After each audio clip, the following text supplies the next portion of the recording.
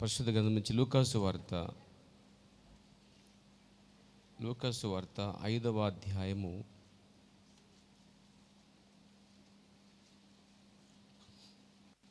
1 నుంచి 9 వచనాలు మనం ముందుగా చదువుకుందాం. లూకాసు వార్త 5వ అధ్యాయము 1 నుంచి 9 వచనాలు.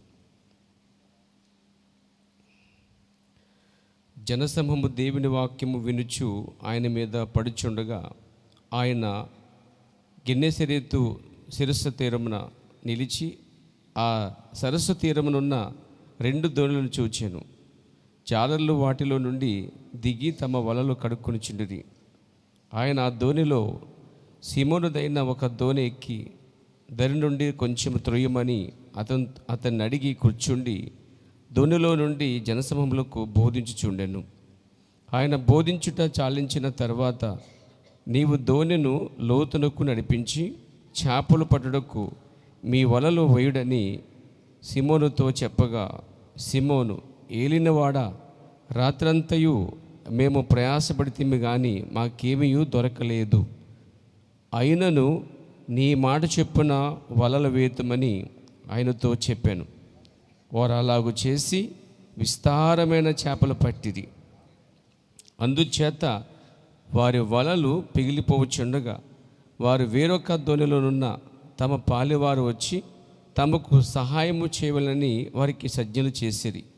వారు వచ్చి 2 దోణులు ములుగునట్లు నింపిరి.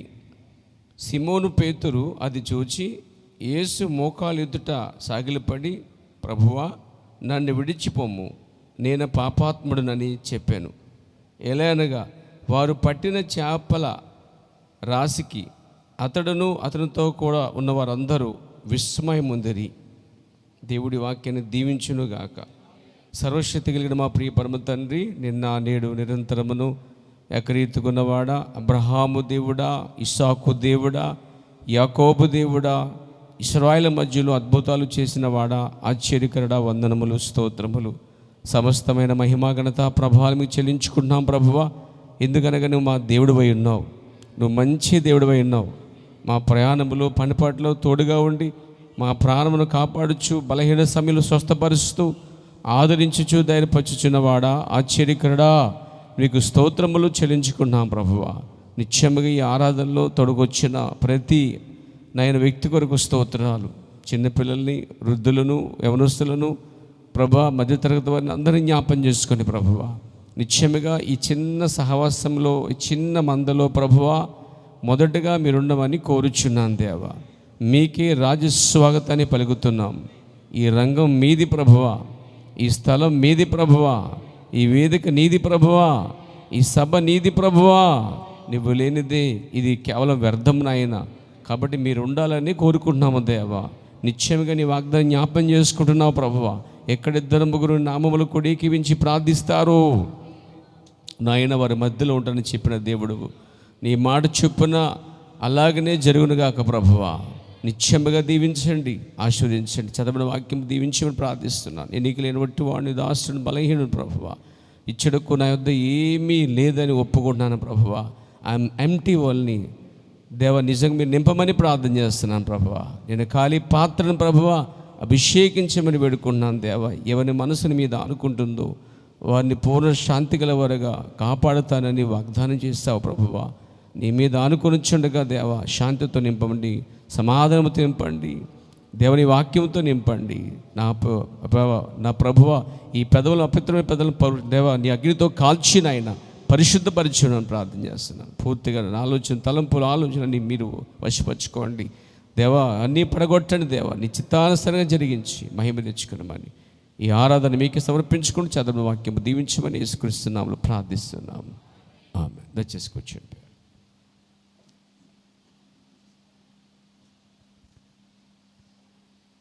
బయట లోపలికి వచ్చేస్తే బెటర్. చూడండి, సంఘ పెద్దలు తప్ప బయట ఎవరు ఉండొద్దు. లోపలికి వచ్చేసేయండి. బయట కూర్చుని ఖాళీగా ఉన్నా. బయట అంటే ఎప్పుడు కూర్చోవాలండి? బయట మీరు లోపలంతా ఫుల్ అయిపోయి కిరికీసిపోయి ఇబ్బందిగా ఉందంటే అప్పుడు కూర్చోవాలన్నమాట. లోపల ఖాళీగా ఉంది కాబట్టి ముందు లోపల ఖాళీ నింపండి. ఆ తదుపరి మిగతాది ఆలోచిద్దాం. దేవునికి స్తోత్రము కలుగాక. మీరంతా బాగున్నారని ఆశపడుతున్నాను పేరు. నేను మీరు నా కోసం ప్రార్థన చేస్తాను అనుకుంటున్నాను, అలాగే మీకోసం నేను కూడా ప్రార్థన చేస్తున్నాను. మంచిది, చాలా అద్భుతమైన సాక్ష్యాలు విన్నారు. మీరు విన్నారండి? సాక్ష్యాల వరకైనా జీవితాలు ఇంకేమన్నా ముందుకు వెళ్తాయా? ఏమంటే దేవుడు చేసిన కార్యాలు బట్టి మహింపరచడం మంచిదే, కాదంటలేదు. కాకపోతే ఏంటంటే ఆయనకు దగ్గరగా ఉండడానికి ఈ కార్యాలు చేస్తాడు. ఏమండి, ఇప్పుడు ఎవరైతే సాక్ష్యాలు చెప్పారో ఆ సాక్ష్యాలు అక్కడితో ముగించొద్దు. సాక్ష్యం నిన్ను ఒక మెట్టి ఎక్కించకపోతే అది వ్యర్థం.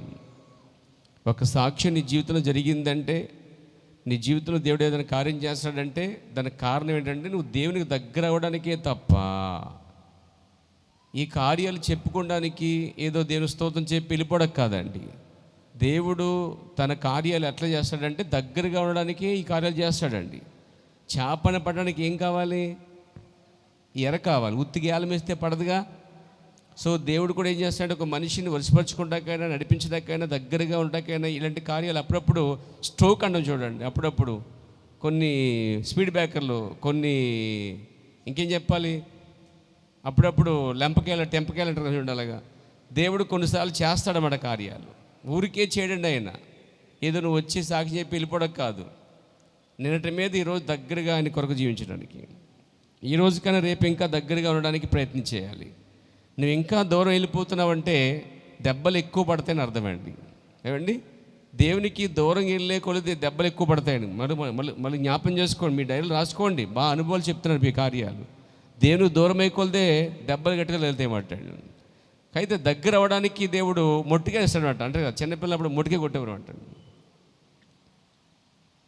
అంటే మాట విన్నప్పుడు ఒక దెబ్బ పడదు చూసారా, అలాంటిదే ఈ కార్యాలు అంట. అంతేగాని ఈరోజు నేను కాపాడేసిన దేవుడు, నిజంగా నేను చచ్చిపోవాల్సిన వాడిని, చచ్చిపోయిన దాన్ని, లేకపోతే నిజంగా దేవుడిని జ్ఞాపం చేసుకోవడానికి కూడా నిజంగా చాలా చేశాడు, నిజంగా చేశాడు. నువ్వు నిజంగా ఏం చేస్తున్నావు? నిజంగా నీ జీవితంలో చేసిన కార్యాలు ఉన్నాయి, బట్ నువ్వు ఆయనకి ఏం చేస్తావు? అది కావాలి ముఖ్యం. నువ్వు ఆయనకు దగ్గరగా ఉన్నావా, దూరంగా ఉంటున్నావా, బైబిల్ చదువుతున్నావా, ప్రార్థిస్తున్నావా, అసలే సహవాసాన్ని నమ్మకంగా ఉంటున్నావా, పరిచయం చేస్తున్నావా? ఇవన్నీ లేకుండా దేవుడు ఇచ్చేసాడు అని చెప్పుకోవడం వల్ల దేవునికి ఏమాత్రం ఘనత తీసుకురాదు. అది నీకు ఘనత తీసుకొస్తుంది. నీ నామం కనపరచబడుతుంది, నీ పేరు గొప్ప అవుతుంది. దేవుడు అతను కాపాడాడట, దేవుడు ఏమి కాపాడాడట, దేవుడి పట్ల ఆ పట్ల ఈ కుటుంబం పట్ల దేవుడు కార్యం చేశాడంటే నీకు వస్తుంది. కానీ నువ్వు దగ్గరగా జీవించినప్పుడే దేవుడు కనపరచబడతాడండి. సో సాక్ష్యాలు ఇవ్వటం గొప్ప కార్యం కాదు, అద్భుతాలు చేయడం గొప్ప కార్యం కాదు, కానీ ఇవన్నీ నిన్ను దగ్గర చేర్చుతున్నాయా అనేది ముఖ్యమండి. ఎవరెద్దకి? ఆయన వద్దకి, ఆయన సన్నిధి వద్దకి. ఆయన సన్నిధికి దూరంగా జీవించచ్చు అప్పుడప్పుడు వచ్చి సాక్ష్యాలు చెప్పుతూ దేవుడికి మహిమ అంటే దేవుడు సందేహించాడండి. నువ్వు ఎప్పుడు దగ్గరగా దేవునికి దగ్గరగా ఉండి, ఎప్పటికప్పుడు దేవునికి దగ్గరగా ఉండి అనుభవిస్తూ ఆయన సన్నిధిలో ఉండటం వలన దేవుడు ఆనందిస్తాడండి. దేవునికి స్తోత్రం కలగాక. అంతేగాని తెగిపోయిన గాలిపటలు ఎక్కడో పడి ఎక్కడో తిరిగి ఎప్పుడెప్పుడో వచ్చి అప్పుడప్పుడు ఒక మిల్క్ అన్నట్టు మెరిసిలా కనిపిస్తూ చర్చిలో ఎప్పుడో ఒకసారి కనిపించి ఎప్పుడో ఒకసారి నిలబడి సాక్ష్యం ఇచ్చి వెళ్ళిపోయి మళ్ళీ ఇంకెప్పుడో అంటే మళ్ళీ ఇంకో మొటికేసి దాకా రాకుండా మళ్ళీ మట్టికాయ దెబ్బలు వేసిన తర్వాత మళ్ళీ వచ్చి ప్రభు నన్ను కాపాడాడు స్తోత్రం ప్రార్థన చేయండి మళ్ళీ కనబడకుండా పోవటం అట్లా కాదు. స్థిరత్వం రావాలి ముందు, స్టెబిలిటీ. దేవుని విషయంలో స్థిరమైన పునాది మీద కట్టబడ్డావాను ముందు. ఫస్ట్ స్థిరమైన పునాది మీద కట్టబడిన ఇల్లు నిలబడతాయి. బండ మీద కట్టబడిన ప్రతి ఇల్లు ఎలాగైతే గట్టిగా నిలబడుతుందో అలాగే దేవుని వాక్యంలో స్థిరంగా బలంగా కట్టబడితేనే ఒక మెట్టు దేవునికి ఎదగలవు, లేదా కొట్టుకుపోతావు. దేవునికి స్తోత్రము కలిగాక. కాబట్టి మన సాక్ష్యాలు కార్యాలు కేవలం అప్పటికప్పటికే ఆనందించేది కాదు, అప్పటికప్పటికే బాగున్నాయని చెప్పుకోవడం కాదు, అప్పటికప్పుడే గొప్పతనం కాదు, కానీ అవి ఎప్పుడు స్థిరంగా ఉండాలండి. ముందు మనిషే దేవునిలో స్థిరంగా ఉండాలి, వాక్యం విషయంలో స్థిరంగా ఉండాలి, ప్రార్థన విషయంలో స్థిరంగా ఉండాలి. వింటున్నారా? చర్చికి రావటంలో కూడా స్థిరంగా రావాలండి. ఆరాధించిన స్థిరంగా ఉండాలి, పాటలు పాడినప్పుడు స్థిరంగా ఉండాలి, వాయిద్యాలు వాయించినప్పుడు స్థిరంగా ఉండాలి. ఇలా అన్నిటిలో స్థిరత్వం రావాలండి. అస్థిరతను దేవుడు అంగీకరించటం లేదు. దేవుల్లో స్థిరమైన పునాది మీద కట్టబడాలి. దేవునికి మహిమ కలుగాక, దేవునికి స్తోత్రం కలుగాక. కాబట్టి మారుమనసు పొంది బాప్తిస్మం పొందిన సంఘంలో సభ్యులు ఉన్న వారందరూ కూడా స్థిరంగా చర్చికి రావాలి, స్థిరంగా సాక్ష్యం ఇవ్వాలి, స్థిరంగా నిలబడాలి, స్థిరంగా ప్రార్థన చేయాలి, స్థిరంగా పరిచయం చేయాలి, స్థిరంగా దేవుని మందిరంలో కనబడతా ఉండాలన్నమాట. అది దేవుణ్ణి సంతోషపరుస్తాయండి. అందుకని అప్పుడప్పుడు వచ్చి దేవుడు నాకు అది చేశాడు, ఇచ్చేసాడు, దేవునికి స్తోత్రం, దేవుడు నన్ను కాపాడాడు అని కానుకేసుకు వెళ్ళిపోయి దానివల్ల దేవుడు సంతోషిస్తాడు అనుకుంటున్నావా? Never never. నువ్వు మార్పు చెందటం వలన దేవుడు సంతోషిస్తాడు. ఫస్ట్ ఆ సాక్ష్యం నేను ఎంతవరకు మార్చింది అని ముఖ్యమైన ఇక్కడ. నువ్వు ఒక సాక్ష్యం ఇస్తున్నావంటే ఆ సాక్ష్యము ద్వారా నెక్స్ట్ డే నువ్వు దేవునికి ఇంకా ఎక్కువగా ప్రేమించడానికి నీలో కనబడాలి. ఒక సాక్ష్యం ఇస్తున్నావంటే నిన్నటికన్నా ఎక్కువ భక్తి చేసేదట్టే ఉండాలి ఆ సాక్ష్యం. సాక్ష్యం ఒకటి, నీ జీవితం ఒకటి కాదు, నీవే నీ సాక్ష్యమే ఉండాలి. కాబట్టి సాక్ష్యం ఇచ్చిన తర్వాత నెక్స్ట్ డే నువ్వు కనబడలేదంటే నీ సాక్ష్యానికి విలువ లేదు అక్కడ. నువ్వు సాక్ష్యం ఇచ్చి మళ్ళీ నువ్వు 2 వారాలు కనిపించలేదంటే నువ్వు ఒక వేషధారి. ఆ విషయంలోకి వస్తే సాక్ష్యం నేను ఏం చేద్దంటే దేవునికి దగ్గరగా చేస్తుందండి, బైబిల్కి దగ్గరగా చేస్తుంది. ఆయన ప్రసన్నత, ఆయన పాదాల దగ్గర గడపడానికి సాక్ష్యం నేను దగ్గరగా ఉపయోగపడకపోతే నీ సాక్ష్యాల వలన దేవునికి ఉపయోగమే లేదండి. దేవునికి మహిమ కలుగాక. కాబట్టి మన సాక్ష్యం ఇచ్చుట ద్వారా మనం మహింపరచబడటం కాదు, మనం కనపరచడం కాదు, కానీ మన ద్వారా దేవుడు ఎంత కనపరచబడుతున్నాడు. ఇంకా చెప్పాలంటే మన ద్వారా దేవుడు ఎలా సంతోషిస్తున్నాడు, ఆయనతో గడపడం ఆయన సంతోషిస్తాడు. Praise the lord. బైబిల్ తెరిచి చదువుతుంటే ఆనందిస్తాడండి ఆయన, ప్రార్థిస్తుంటే ఆనందిస్తాడు, ఆరాధిస్తుంటే ఆనందిస్తాడు, స్తుతిస్తుంటే ఆనందిస్తాడు, పరిచయం చేస్తుంటే ఆనందిస్తాడు. ఆయన కోసం ప్రతి స్థలంలో నిలబడటం అనేది దేవుడు ఆనందిస్తాడండి ఆయన. అది ఆయన్ని సంతోషపరుస్తుంది. అలాంటి దాంట్లో మనం ఒక మెట్టెక్కుతూ సాక్ష్యమిస్తే దేవుని సంతోషిస్తాడు అనమాట. కాబట్టి మన సంతోషం కన్నా దేవుని సంతోషపరచడం ముఖ్యమైన కార్యమండి. దేవునికి మహిమ కలుగాక, దేవునికి స్తోత్రం కలుగాక. ఒక చిన్న అంశాన్ని తీసుకుంటాను పేరు ఉదయకాలంలో. ఈ చిన్న అంశాన్ని మీ ముందు పెట్టి నేను ముగించిన ఉన్నాను. ఏమిటి? ఒకసారి మనం వాక్యం చేద్దాం. లూకా సువార్త 5వ అధ్యాయంలో యేసుక్రీస్తు వారు అక్కడ ఒక ప్రాంతంకి వచ్చాడండి ఆయన. బైబిల్ ఏం చెప్తుందంటే గెన్నేసరెతు అనే సరస్సు తీరమున నిలిచి ఆ సరస్సులో ఉన్న 2 దోణులు చూచాడండి ఆయన. దాంట్లో ఒకటి సీమోను దోణి అని కనుగొన్నాడు. సీమోను దోణిని సీమోనుని అడిగి, చూసారా ఆయన ఎంత రెస్పెక్ట్ ఉన్నాడు చూడండి. సీమోను దోణిని స్వేచ్ఛగా తీసుకోకుండా ఆయన సీమోనుని అడిగి అందులోకి ఆయన అందులోకి వెళ్ళి నిలబడి కొంచెం దూరంతో ఏమని చెప్పాడండి. వాళ్ళు కొంచెం దూరం తోసిన తర్వాత సముద్రము గట్టున ప్రజలు కూర్చున్నారు. ఆయన వేదిక ఏం తెలిసి ఇప్పుడు సముద్రములో ఒక పడవపై నిలబడి ఆయన వాక్యం చెప్తున్నాడండి. చాలా సంగతుల వరకు బోధించాడండి. బైబిల్ చెప్తుంది 5:1 జనసమూహములు దేవుని వాక్యం వినుచు ఆయన మీద పడుచుండగా, దేని వాక్యం వినుచు అనే పాయింట్ గమనించాడు. అంతే ముచ్చటగా ఉంది, అది ఎంత ఇష్టంగా ఉంది చూడండి. దేని వాక్యాన్ని వినే స్వభావం, దేవుని సంధానములో ఉండి ఆరాధించే స్వభావం, దేవుని సంధానంలో ఉండి దేవుని తృప్తిపరిచే స్వభావం, వినే స్వభావం.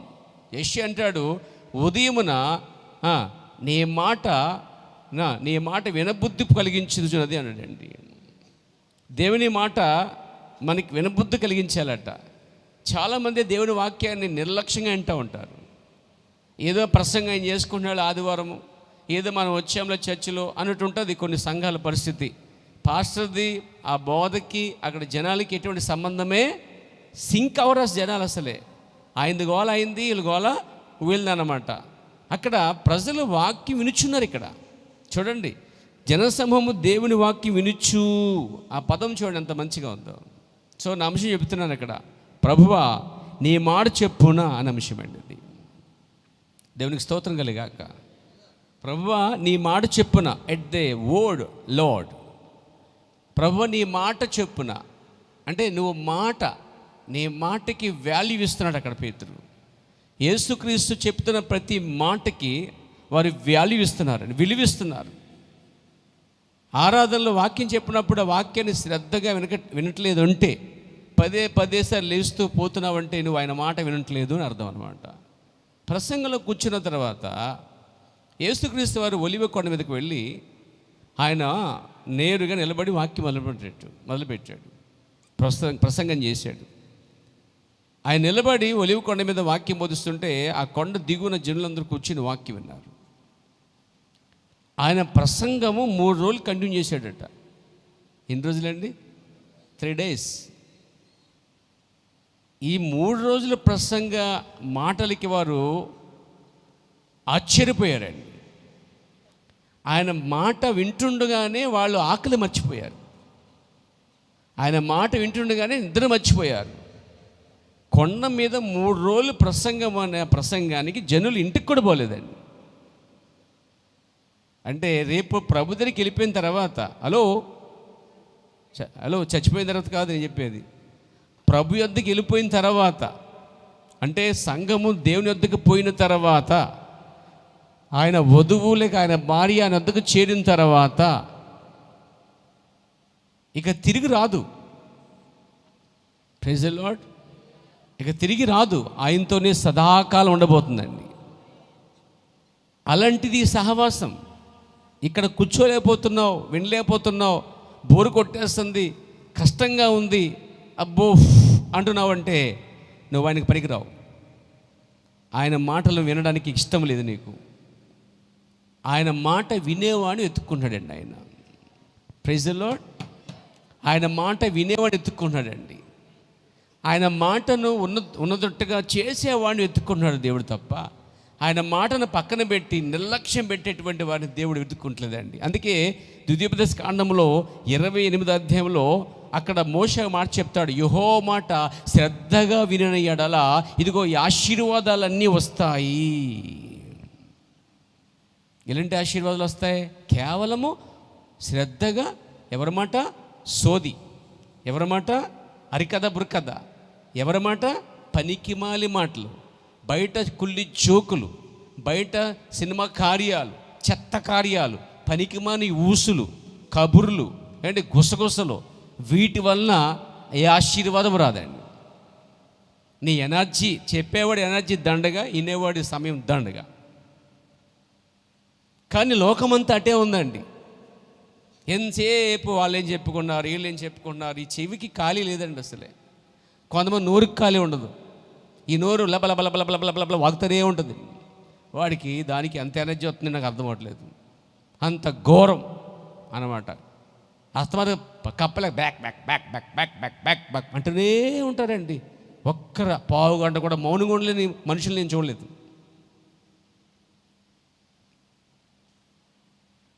నోరు లబలబలబలబల వాగుతుంటుంది, మిషన్లాగా తిరుగుతూ ఉంటుంది అన్నమాట. అంటే వ్యర్థమైన మాటలు రికార్డ్ అవుతున్నాయి. నువ్వు మాట్లాడే ప్రతి మాట, బయటకు వచ్చే ప్రతి వర్డ్ రికార్డింగ్ ఉంటుంది. అది మంచిదైనా చెడ్డదైనా, అది సీక్రెట్ అయినా నాన్ సీక్రెట్ అయినా, అది ఏదైనా రికార్డ్ అవుతుందండి. ఇది బుర్రలో ఉండాలి మనిషికి ముందు. అరే నేను మాట్లాడుతున్న ప్రతి మాట రికార్డ్ అవుతుంది, ఇది జాగ్రత్త. అది మర్చిపోయి బల వాగుతూ ఉంటారు, టప వాగుతుంటారు. ఇసుకుంటుంది వాళ్ళకి. మరి ఎక్కడి నుంచి ఆ బలం వచ్చేస్తుందో అది తీరట్లేదు నాకు. ఆ ఎనర్జీ తెగ మాడుతూ ఉంటారు. ఎక్కువ మాట్లాడే వాళ్ళు తక్కువ పని చేస్తారండి, గుర్తుపెట్టుకోండి. దానికి సామెత ఉంది, మురిగే కుక్క దట్స్ ఆల్, అంతే అయిపోయింది. అది ఎక్కువ మురిగిందంటే, అడవిడి చేసిందంటే అబ్బే అది కరిసేది కానే కాదన్నమాట. చూడండి, ఫుల్గా ఉన్న కొండ తొనకదో వెనకదంటారు. అందుకే హాఫ్గా ఉన్న కొండ మాత్రం ఎక్కువ చేస్తుంది అన్నమాట. కాబట్టి దేవుళ్ళకి వచ్చిన తర్వాత మన నోరు కంట్రోల్గా ఉండాలి. Praise the Lord. విస్తారంగా మాట్లాడటం వల్ల ఉపయోగం ఏమీ లేదు. జనాలు ఎక్కువ చెప్పడం వల్ల మెచ్చుకుంటారు అనుకుంటున్నావేమో. నెవర్ నువ్వు నిన్ను చూపించుకోవాలని ప్రయత్నించొద్దు. నువ్వేదో మాట్లాడటం వల్ల గొప్పవాడివి, గొప్పదో అనిపించుకోవో. దాంట్లో శూన్యం ఉంది. కొంతమంది వింటూ ఉంటారన్నమాట. వాళ్ళు ఏం చెప్పుకున్నారు, వీళ్ళు ఏం చెప్పుకున్నారు. అసలు వినవలసిందని మానేసి వినకూడదని వింటూ ఉంటారు. పేరా సమయం ఎక్కడ ఖర్చు పెట్టాలో కూడా కొంతమంది తెలియదండి. వ్యర్థమైన స్థలాల్లో సమయాన్ని ఖర్చు పెడతా ఉంటారు. చూడండి నా ప్రియమైన సోదరులారా, ఇక్కడ ఎక్కువ మాట్లాడటం వల్ల, ఎక్కువ వినటం వల్ల, ఏమండి బయటి విషయాలు వినటం చెప్పడం వల్ల నీకు ఈ ఆశీర్వాదము రాదు. కానీ ఒకటి మాట చెప్తున్నాను, నువ్వు వినవలసింది దేవుని వాక్యం, దేవుని మాట. దేవుని మాటని శ్రద్ధగా వినాలి. వినటం వేరు, శ్రద్ధగా వినటం వేరు. ఈ మధ్యాహ్న కాలంలో ఎంతమంది వింటున్నారు? ఎంతమంది అందులో శ్రద్ధగా వింటున్నారు? అది పాయింట్ ఇక్కడ. వినటం గొప్పతనం కాదు, శ్రద్ధగా వినటమే గొప్పతనము. వినటం అనేది చాలామంది వింటూ ఉంటారు, కొన్ని వదిలేస్తూ ఉంటారు. కానీ శ్రద్ధగా వినే వాళ్ళు మాత్రం ప్రతిదీ గట్టిగా పట్టుకుంటారు. అక్కడ నువ్వు ఉండాలి ఇప్పుడు ఈ మధ్యాహ్న కాలంలో. దేవునికి స్తోత్రం కలుగాక. సో శ్రద్ధగా వింటే ఏముంది? వాక్యంలో అక్కడ ఆశీర్వాదాలు ఏమున్నాయి? తిరిగేయండి. దేవునికి స్తోత్రము కలుగునుగా. తెలియాలి మనకి. నీవు నీ దేవుడని యెహోవా మాట శ్రద్ధగా విని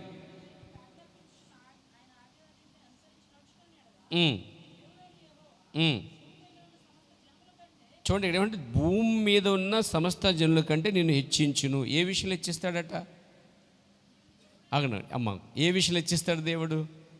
అసలు దేని విషయంలో హెచ్చిస్తాడు దేవుడు? అసలు ఎందుకు హెచ్చిస్తాడు దేవుడు? యెహోవా మాట శ్రద్ధగా వింటే. మళ్ళీ చెప్తున్నాను, యెహోవా మాట, దేవుని మాట, లేక దేవుని వాక్యము, లేక దేవుని ప్రసంగము, లేక దేవుని బోధ, దేవుని ఉపదేశాన్ని, ప్రైజ్ ది లార్డ్, దేవుని అమూల్యమైన మాటలు, విలువైన వజ్రాలు, రత్నరాశుల కన్నా విలువైన కార్యాలు, ఆయన గురించిన సంగతులు వినగలిగితే, అది కూడా శ్రద్ధగా వినగలిగితే. వింటం వేరు. ఇక్కడ ఎంతమంది వింటున్నారు? ఇప్పుడు ఎంతమంది శ్రద్ధగా వింటున్నారు? అది పాయింట్ ఇక్కడ. సో వింటావా, శ్రద్ధగా వింటున్నావా? వింటం అనేది కామన్, శ్రద్ధగా వినేది కామన్ కాదు, సీరియస్ అనమాట అండి. దేవునికి స్తోత్రము కలుగాక. భూమి మీద ఉన్న సమస్త జనుల కంటే నిన్ను హెచ్చిస్తాడట. ఇప్పుడు యెహోవా మాట శ్రద్ధగా వినినయ్యాడలా వింటే ఏంటి? దేవుని మాట వింటే భూమి మీద ఉన్న సమస్త జనుల కన్నా హెచ్చిస్తాడా? ఆయన సోలు చెప్పట్లేదు, ఆయన కథ చెప్పట్లేదు. ఆయన మాటే శాసనమై ఉన్నది, ఆయన మాట స్థిరమైనది. ఆయన మాటకి అడవుల్లో లేళ్ళు ఈనుతాయట అండి. ఆయన మాటకి సముద్రం కదులుతుందండి. ఆయన మాటకి సముద్రం పాయలవుతుందండి. ఆయన మాటకి ఆకాశ పక్షులు పోషించబడతాయండి. ఆయన మాటలో అంత శక్తి ఉన్నది. సో నీ మాట చెప్పున, నువ్వేం చేయాలనుకుంటున్నావు ప్రభు, అది నీ మాట చెప్పున, అలాగే కానిమ్ము అనాలి. Praise the lord.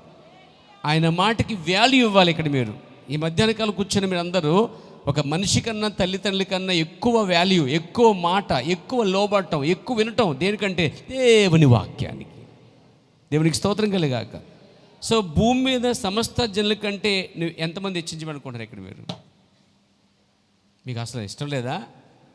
అందరికంటే చెడిపోలు కోరుకుంటున్నారు ఏంటి? మరి సమస్త జనుల కంటే ఇక్కడ ఎంతమంది హెచ్చించమని కోరుకుంటున్నారండి అన్నాను. భూమి మీద సమస్త జనుల కన్నా ఎంతమంది పైన హెచ్చిగా ఉండాలని కోరుకుంటున్నారో వాళ్ళందరూ ఈ విషయమేనండి.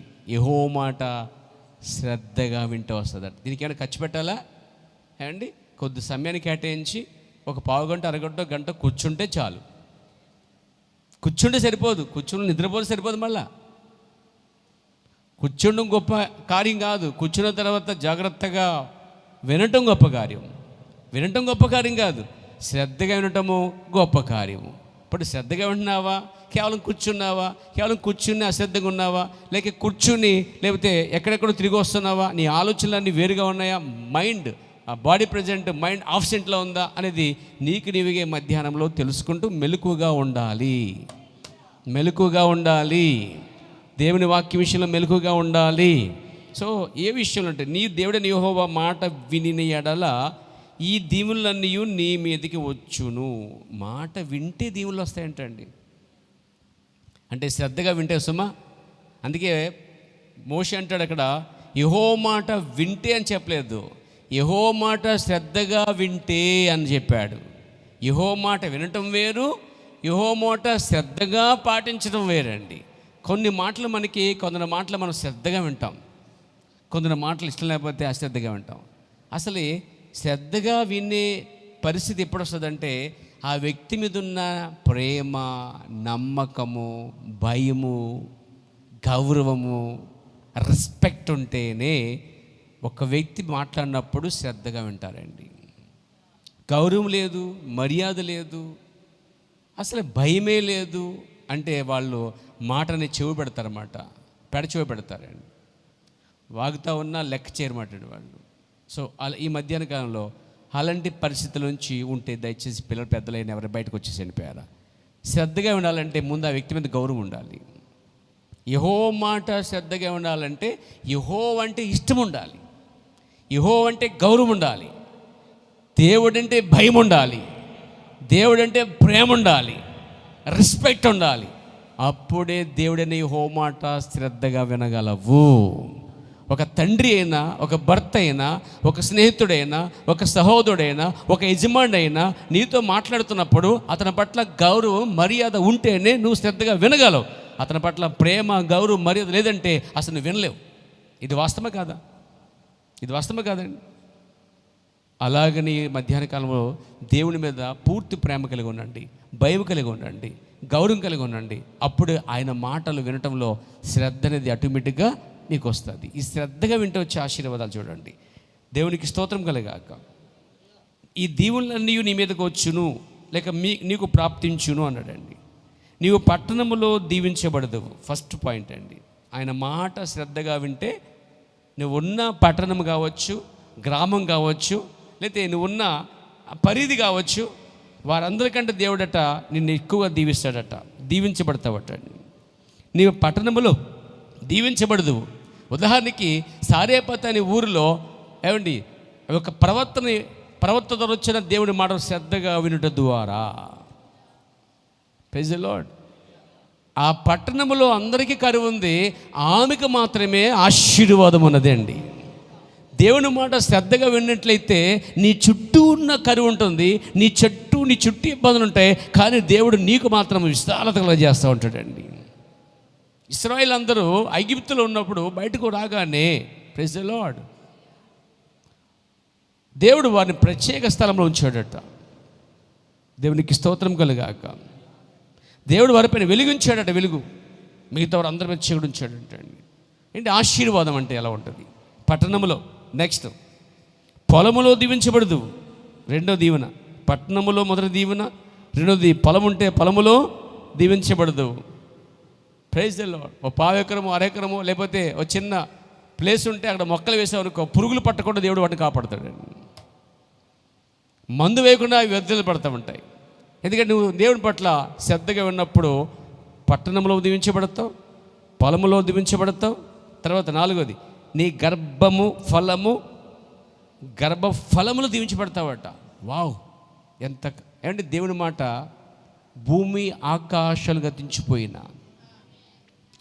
గతించిపోదండి. అసలు ఆయన మాట ఎలా ఉంటుందో ఒక పాయింట్ మీకు అక్కడ పెట్టి అక్కడ ఆపి మీరు జస్ట్ ముందుకు రండి. యెషయా గ్రంథం రండి దయచేసిపోయారా. ప్రభువు నామమున మహిమ కలుగాక.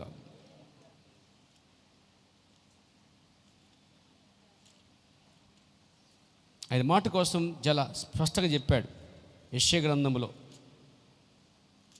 దేవునికి మహిమ కలుగాక.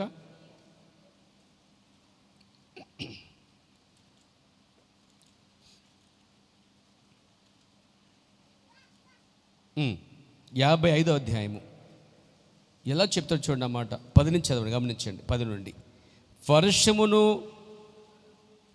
హిమమును ఆకాశం నుండి వచ్చి అక్కడికి ఎలాగో మరలక భూమిని తడిపి విత్తువానికి విత్తనమును భుజించువానికి ఆహారమును కలుగుటకే అది చిగిర్చి వద్దిలునట్లు చెయ్యును, అలాగే నా నోటి మాట నుండి వచ్చినము ఉండును. నిస్ఫలముగా నా వద్దకు మరలక, అంటే మరల తిరిగి రాక, అది నాకు అనుకూలమైన దాన్ని నెరవేర్చును. వావ్, దేవునికి స్తోత్రం కలిగాక. ఆయన మాట ఎలాంటిదని చెప్తాడంటే, వర్షము హిమము ఆకాశం నుండి ఎలాగైతే కిందకు పడతాయో, ఉదయకాలంలో మంచు పడుతుంది కదా, లేక వర్షం పడుతుంది కదా, లేక వర్షము లేక మంచు హిమము, ఇది పడినప్పుడు ఆకాశం నుండి కిందకు పడి అక్కడికి ఎలాగైతే మరలా పోదో, అండ్ వర్షం కింద పడి మళ్ళీ పైకి పోద్దా? మంచు బిందువులు కింద పడి మళ్ళీ పైకి వెళ్ళిపోతాయా? నెవర్, ఎలవు. మరి ఏం చేస్తాయి అవి? కింద పడి భూమిని తడిపి విత్తనాన్ని తడిపి విత్తువానికట భుజించుటకు తినుటకు ఆహారం తీసుకుని వస్తాయట అండి. అలాగునే ఆ మంచి బిందువులు వర్షం అయితే కిందకు పడి అభివృద్ధి తీసుకొచ్చి ఆహారం తీసుకొస్తున్నాయో అలాగే నా మాట అలా ఉంటుంది అన్నాడండి ఆయన. చూడండి, అలాగనే నా నోట నుండి వచనము ఉండును, నిష్ఫలముగా నా యొద్దకు మరలక. అంటే నిష్ప్రయోజనంగా అది తిరిగి రాదు. ఆ మంచు, ఆ వర్షము నిష్ప్రయోజనం అవదంటండి. అది సరిగ్గా సరైన విత్తనం మీద పడితే, ఆ వర్షం కానీ మంచు కానీ, లేక చిన్న మొక్క మీద వర్షం కానీ ఆ మంచు కానీ సరిగ్గా పడితే అది వ్యర్థమవ్వదు, అభివృద్ధి కనిపిస్తుంది. ఎలాగైతే అక్కడ పంట వస్తుందో, ఆహారం వస్తుందో, అలాగే నా నోట నుంచి ప్రతి వచనము అలాగే ఉంటుంది. అది నా నుంచి వస్తే అది మరలా తిరిగిన అద్దకి రాదు, కానీ అది కార్యాభివృద్ధిలో తీసుకొస్తుందంటండి. ఇప్పుడు ఆయన మాటలో అంత శక్తి ఉన్నదండి. లెట్ దేర్ బి లైట్ అన్నాడండి ఆయన. వెలుగు కలుగునుగా అన్నాడట ఆయన. శూన్యంలోంచి వెలుగు బయటకు వచ్చిందండి. అది word, the స్పోకిన్ word, original seed. మూల వాక్యమే, మూల విత్తనమే అసలైన వాక్యమైంది పేర. ఆ పలకబడినట్టు మూల వాక్యమే విత్తనంగా మారిపోయిందండి. అంత పవర్ ఉంది. ఆయన పలికితేనే ఈ సూర్యగోళం బయటకు వచ్చింది. మాట పలికితే, ఆయన మాట పలికితే నీ కూర్చునే భూగోళం, ఈ భూగోళం వచ్చిందండి. అంతరిక్షం వచ్చింది, సృష్టి వచ్చింది. ఇదంతా ఆయన మాట చెప్పుని ఇదంతా చేశాడండి ఆయన. ఎంతమంది నమ్ముతారు పేరా? దేవునికి స్తోత్రం కలిగాక. సో ఆయన మాట అలాంటిది, నిష్ఫలము కానిది, ప్రయోజనకరమైనది, వ్యర్థము కానిది, నిష్ఫలముగా నా వద్దకు మరలక అది నాకు అనుకూలమైన దాన్ని నెరవేర్చును. అంటే నేను పంపిన కార్యమును సఫలము చేయును. అంటే దేవుడు మాట్లాడే ప్రతి మాట నీ జీవితంలో నువ్వు శ్రద్ధగా వినగలిగితే సఫలం అవుద్దట. ఉదాహరణ ఏంటంటే, ఇక్కడ పైనుంచి వర్షం ఉంది. ఎవరిని వింటున్నారా? చూడండి, వర్షం లేక మంచి బిందు ఏదోటి, ఏదైనా సరే ఆ మొక్క మీద, చిన్న మొక్క మీద పడింది అంటే, ప్రైజ్ ది లార్డ్, ఇక్కడ ఆ మొక్క దాన్ని శ్రద్ధగా తీసుకుంది కాబట్టి. చూడండి, ఉదాహరణ, ఆ మంచు బిందువుని లేకపోతే ఆ యొక్క వర్షాన్ని ఇది ఎప్పుడైతే తీసుకుని ఆస్వాదించి మంచిగా తీసుకుందో అది ఇక అభివృద్ధి కనిపిస్తుంది అండి, ఆశీర్వాదం కనిపిస్తుంది. అదే వర్షము లేని చోట, బిందువులు, మంచు బిందువులు లేని చోట ఆ చిన్న మ్రాను లేకపోతే చిన్న మొక్క ఏమవుతుందంటే క్షీణించిపోద్ది అనమాట, నిరసించిపోద్ది అనమాట. అంటే నిరీక్షణ లేనిదిగా అయిపోద్ది, వాడిపోద్ది అనమాట. అది దానికి నీరు తగిలిందనుకోండి ఏమవుద్ది? చిగురిస్తుంది అనమాట. దేవుని మాట నీ లోపల పడితే, నువ్వు శ్రద్ధగా వినగలిగితే నువ్వు అభివృద్ధి నీలో కనిపిస్తుందండి. నువ్వు శ్రద్ధగా వింటూ కూడా అభివృద్ధి లేదంటే ఎక్కడో లోపం ఉందండి. దెర్ ఇస్ సంథింగ్ ఎక్కడో రాంగ్ ఉంది. సో వర్షం బిందువులు పడినప్పుడు ఎలాగైతే ఆ మొక్క పెద్ద మ్రానై విస్తారమైన ఫలాలు ఇస్తుందో, విత్తువానికి ఆహారం ఇస్తుందో, అలాగే ఆయన మాట అంటండి. ఆయన మాట ద్వారా ఆశీర్వాదం ఉంది. ఇంకా చూద్దామా, ఇక్కడ పట్టణముల ఆశీర్వాదం ఒకటి, రెండోది పొలముల ఆశీర్వాదం, మూడోది గర్భఫలం ఆశీర్వాదం, నాలుగోది భూఫలము, భూమిలో ఆశీర్వాదం. భూఫలం, నువ్వు ఏ మొక్క వేసినా, ఏ చెట్టు వేసినా నీకు ఆహారంగా అది మారిపోద్దండి. దేవునికి స్తోత్రం కలిగాక. తర్వాత నీ పశువుల మంద, నీ దుక్కుడి ఎద్దులు, అంటే పశువుల మందుల ఆశీర్వాదమే, అవి అలా ఉండవు, ఇంకా పెరుగుతూ ఉంటాయి. నీ దుక్కుడి ఎద్దులు ఇంకా బలంగా ఎదుగుతాయి, నీ గొర్రెలు ఎదుగుతాయి, నీ మేకలు మందలు ఎదుగుతాయి. ఓ దేవునికి స్తోత్రం కలిగాక. దీవించబడతావాట. నీ గంప, నువ్వు పిసికే ఆ గంప లేక ఆ గిన్నెలో వేసే పిండి, ఆ గిన్నెలో వేసే బియ్యము కడుగుతున్నప్పుడు లేక ఆ పిండి వేసి దాన్ని పిసుకుతున్నప్పుడు అది ఇంకా ఆశీర్వదించబడద్దు అంట అండి. ఏంటి, యెహోవా మాట వింటే ఇన్ని ఆశీర్వాదాలు ఉన్నాయా? ఎంతమందికి కావాలి ఆశీర్వాదాలు? వద్దని వెళ్ళిపోవచ్చు, అక్కడికి వెళ్ళిపోవచ్చు, నో ప్రాబ్లం, ఎందుకు మీకు ఎక్కువ అయిపోయింది కాబట్టి. మాకు కావాలి. దేవునికి స్తోత్రం కలిగాక. బట్ ఎలా వస్తాయి? యెహోవా మాట శ్రద్ధగా వినని ఎడల. వింటే ఆశీర్వాదం ఉందా? అసలు ఆయన మాట వింటే ఆశీర్వాదం ఉందా? ఈ మధ్యాహ్నం అదే కదా, ఆయన మాట వింటేనే, ఆయన మాట చెప్పున మనం చేస్తేనే, ఆయన మాట చెప్పున మనం వింటేనే ఆశీర్వాదం ఉంది. దేవునికి స్తోత్రం కలిగాక. సో నీ గంప, నువ్వు పిసికే గంప లేక నువ్వు పిసికే తొట్టిలో వేసే పిండి కానీ బియ్యం కానీ నువ్వు చేస్తున్నప్పుడు అవి దీవించబడతాయట. అది అయిపోయినండి మళ్ళీ బియ్యం వచ్చేస్తూ ఉంటాయి, గంప వచ్చేస్తూ ఉంటుంది, ఆ గంపలో పిండి వచ్చేస్తుంటుంది. దేవుని స్తోత్రం కలిగాక నీవు లోపలికి వచ్చినప్పుడు దీవించబడతావట. అంటే లోపలికి వచ్చినప్పుడు దీవెన, బయటికి వెళ్ళినప్పుడు దీవెన. వా దేవునికి స్తోత్రం కలిగాక. నీ మీద పడు నీ శత్రువులను యెహోవా నీ ఎదుట హతమగునట్లు చేయును. నీ శత్రువుల్ని నీ ఎదుట దేవుడే హతమరుస్తాడట. వేరొక త్రోవను నీ మీదకి జనులు బయలుదేరి వచ్చిన 7 త్రోవల నుండి ఎదురుని పారిపోదురట. నీ ఎదురుని వచ్చిన వారట 7 మార్గంలో పారిపోతారట. నీవు యెహోవా మాట శ్రద్ధగా వింటే నీ శత్రువు ఎదుట, నీ శత్రువు దేవుడు నేను ఏం చేస్తాడట, నేను హెచ్చేస్తాడట. నీ శత్రువుని అతనం చేస్తాడట.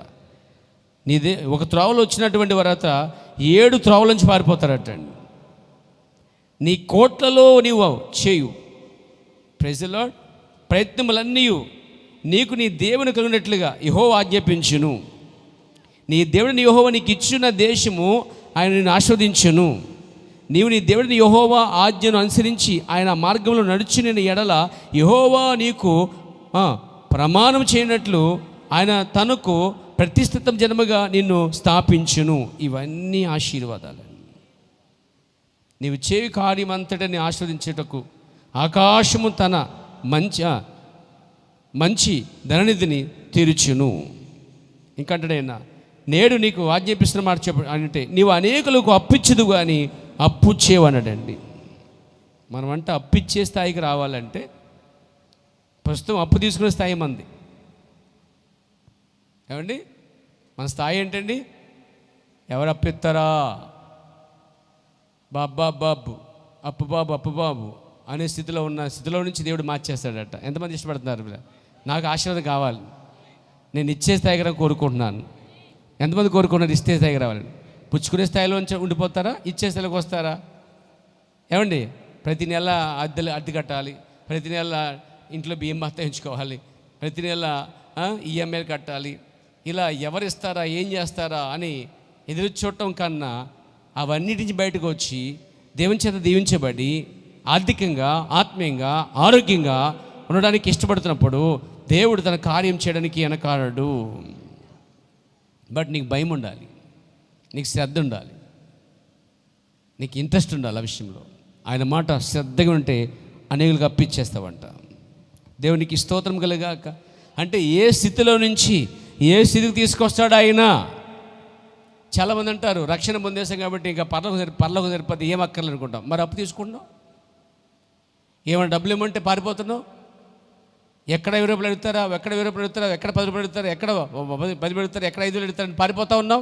అంటే మనం ఇచ్చేటట్లేం కదా, ఎక్కడ అడుగుతారని పారిపోతున్నాం మనం. సో ఈ స్థితిలో నుంచి దీవించబడాలా వద్దా? యెహోవా మాట శ్రద్ధగా వినినయ్యాడాలా. దేవునికి స్తోత్రం కలుగాక, దేవునికి మహిమ కలుగాక. దేవుడు చెప్తున్నాడు, నేను నీకు ఆజ్ఞాపించిన మాటలన్నిటినీ దేని విషయంలోనూ కుడికి కానీ ఎడమకు కానీ తొలగక అన్య దేవతలను అనుసరింపక వాటిని పూజింపక నున్న ఎడలా. అన్య దేవతల్ని పూజించక వాటిని అనుసరించక ఉన్న ఎడల నీవు అనుసరించి నడుచుకునేవలని నేడు నీకు ఆజ్ఞాపించిన దేవుడిని యెహోవా ఆజ్ఞలను వినిన ఎడల, విని వాటిని అనుసరించి గైకుని ఎడల యెహోవా నిన్ను తలగా నియమించును గాని తోకగా నియమింపడు. నీవు పైవాడిగా ఉందువు కానీ క్రిందవాడిగా ఉండవు. నేను నేడు ఆజ్ఞాపించిన ఆయన సమస్తమైన ఆజ్ఞలను కట్టడలను నీవు అనుసరించి నడుచుకుని ఎడల, నీ దేవుడిని యెహోవా మాట చెప్పిన వినని ఎడల కింద అక్కడి నుంచి శాపాలే ఉన్నాయంటండి. ఆ లిస్ట్ మీరు చదువుకోండి. Praise the Lord. ఆ పై లిస్ట్ ఇచ్చింది ఏంటంటే ఆశీర్వాదాలు. అంటే పట్టణంలో దీవించబడతావు, పొలంలో దీవించబడతావు, గర్భంలో దీవించబడతావు, నీ వేసే మొక్కలు దీవించబడతాయి, పంట దీవించబడుతుంది, నువ్వు వేసేటువంటి ఏ కార్యమైనా ప్రతి అడుగు దీవించబడుతుంది. Praise the lord. గర్భఫలం కావచ్చు, భూఫలం కావచ్చు, పశు సంతతి కావచ్చు, దుక్కుడెద్దులు కావచ్చు, గొర్రెలు మేకలు కావచ్చు, పిండి పిసికే తొట్టి లేక బియ్యం కడిగే గిన్నె కావచ్చు. Praise the Lord. వీటన్నిటిని దేవుడు అంటే ఏం చేస్తాడు? ఆశీర్వదిస్తాడంటండి. సో ఈ ఆశీర్వాదాలు నాకు కలిగే ఉన్నాననుకునే వాళ్ళైతే మీకు ఇది వర్తించదు. కానీ ఈ ఆశీర్వాదం నాకు కావాలనుకునే వాళ్ళు మాత్రం ఇది వర్తిస్తుందండి. దేవునికి స్తోత్రం కలుగాక. సో ఆయన మాట ఎలాంటిదంట? తిరిగి రానది. కానీ మీరు ఇంట విషయంలో శ్రద్ధగా వినాలి. దేవునికి స్తోత్రము కలుగుగాక. చూద్దాం మన పేరు పాయింట్కి వచ్చేద్దాం. ఆయన మాట చాలా గొప్పది. ఏమేన్ ఆయన మాట వల్లే భూమి ఆకాశాలు సృష్టించబడ్డాయి. ఆయన మాట వల్లే భూమి చేయబడింది. ఆయన మాట వల్లే నక్షత్రాలు చేయబడ్డాయి. ఆయన మాట వల్లే నువ్వు చేయబడ్డావు. అంతేకాదు ఆయన నోటి మాటలో స్వస్థత ఉన్నది. దేవునికి స్తోత్రం కలిగాక. ఆయన మాటకి విలువిచ్చినవాడు ఒకటి మీకు పరిచయం చేస్తాను. రోమా శతాధిపతి అని పేరు.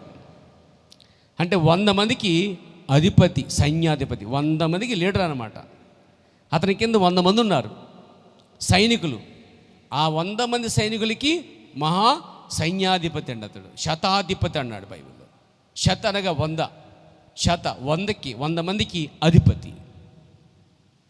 ఈ అధిపతి తన దాసులను ప్రేమించేవాడు, చక్కగా చూసుకునేవాడు. తన కింద పనిచేసేటువంటి ఒక మంచి లీడర్ అన్నమాట అతడు. అంటే ఆ లీడర్ క్వాలిటీ ఏంటి చూడండి ఎలా ఉందో. తన కిందున్న ఆ గుంపుకి అతడు శ్రద్ధ గలవాడుగా ఉన్నాడు. Praise God. That is a leadership. అలా ఉండాలి లీడర్ అంటే. పట్టించుకునేవాడు అనమాట. అలాంటి పట్టించుకునే ఆ గుంపులో శతాధిపతి అనే ఆ గుంపులో ఈ 100 మందికి అధిపతి ఉన్నటువంటి ఆయన గుంపులో ఒక ఆయన రోగి అయినాడు అనమాట. చాలా రోజుల నుంచి మంచం పడి ఉన్నాడు, లేవలేకపోతున్నాడు. వైద్యం అంతా చేయించాడు, తను చేయాల్సిన అంతా చేశాడండి.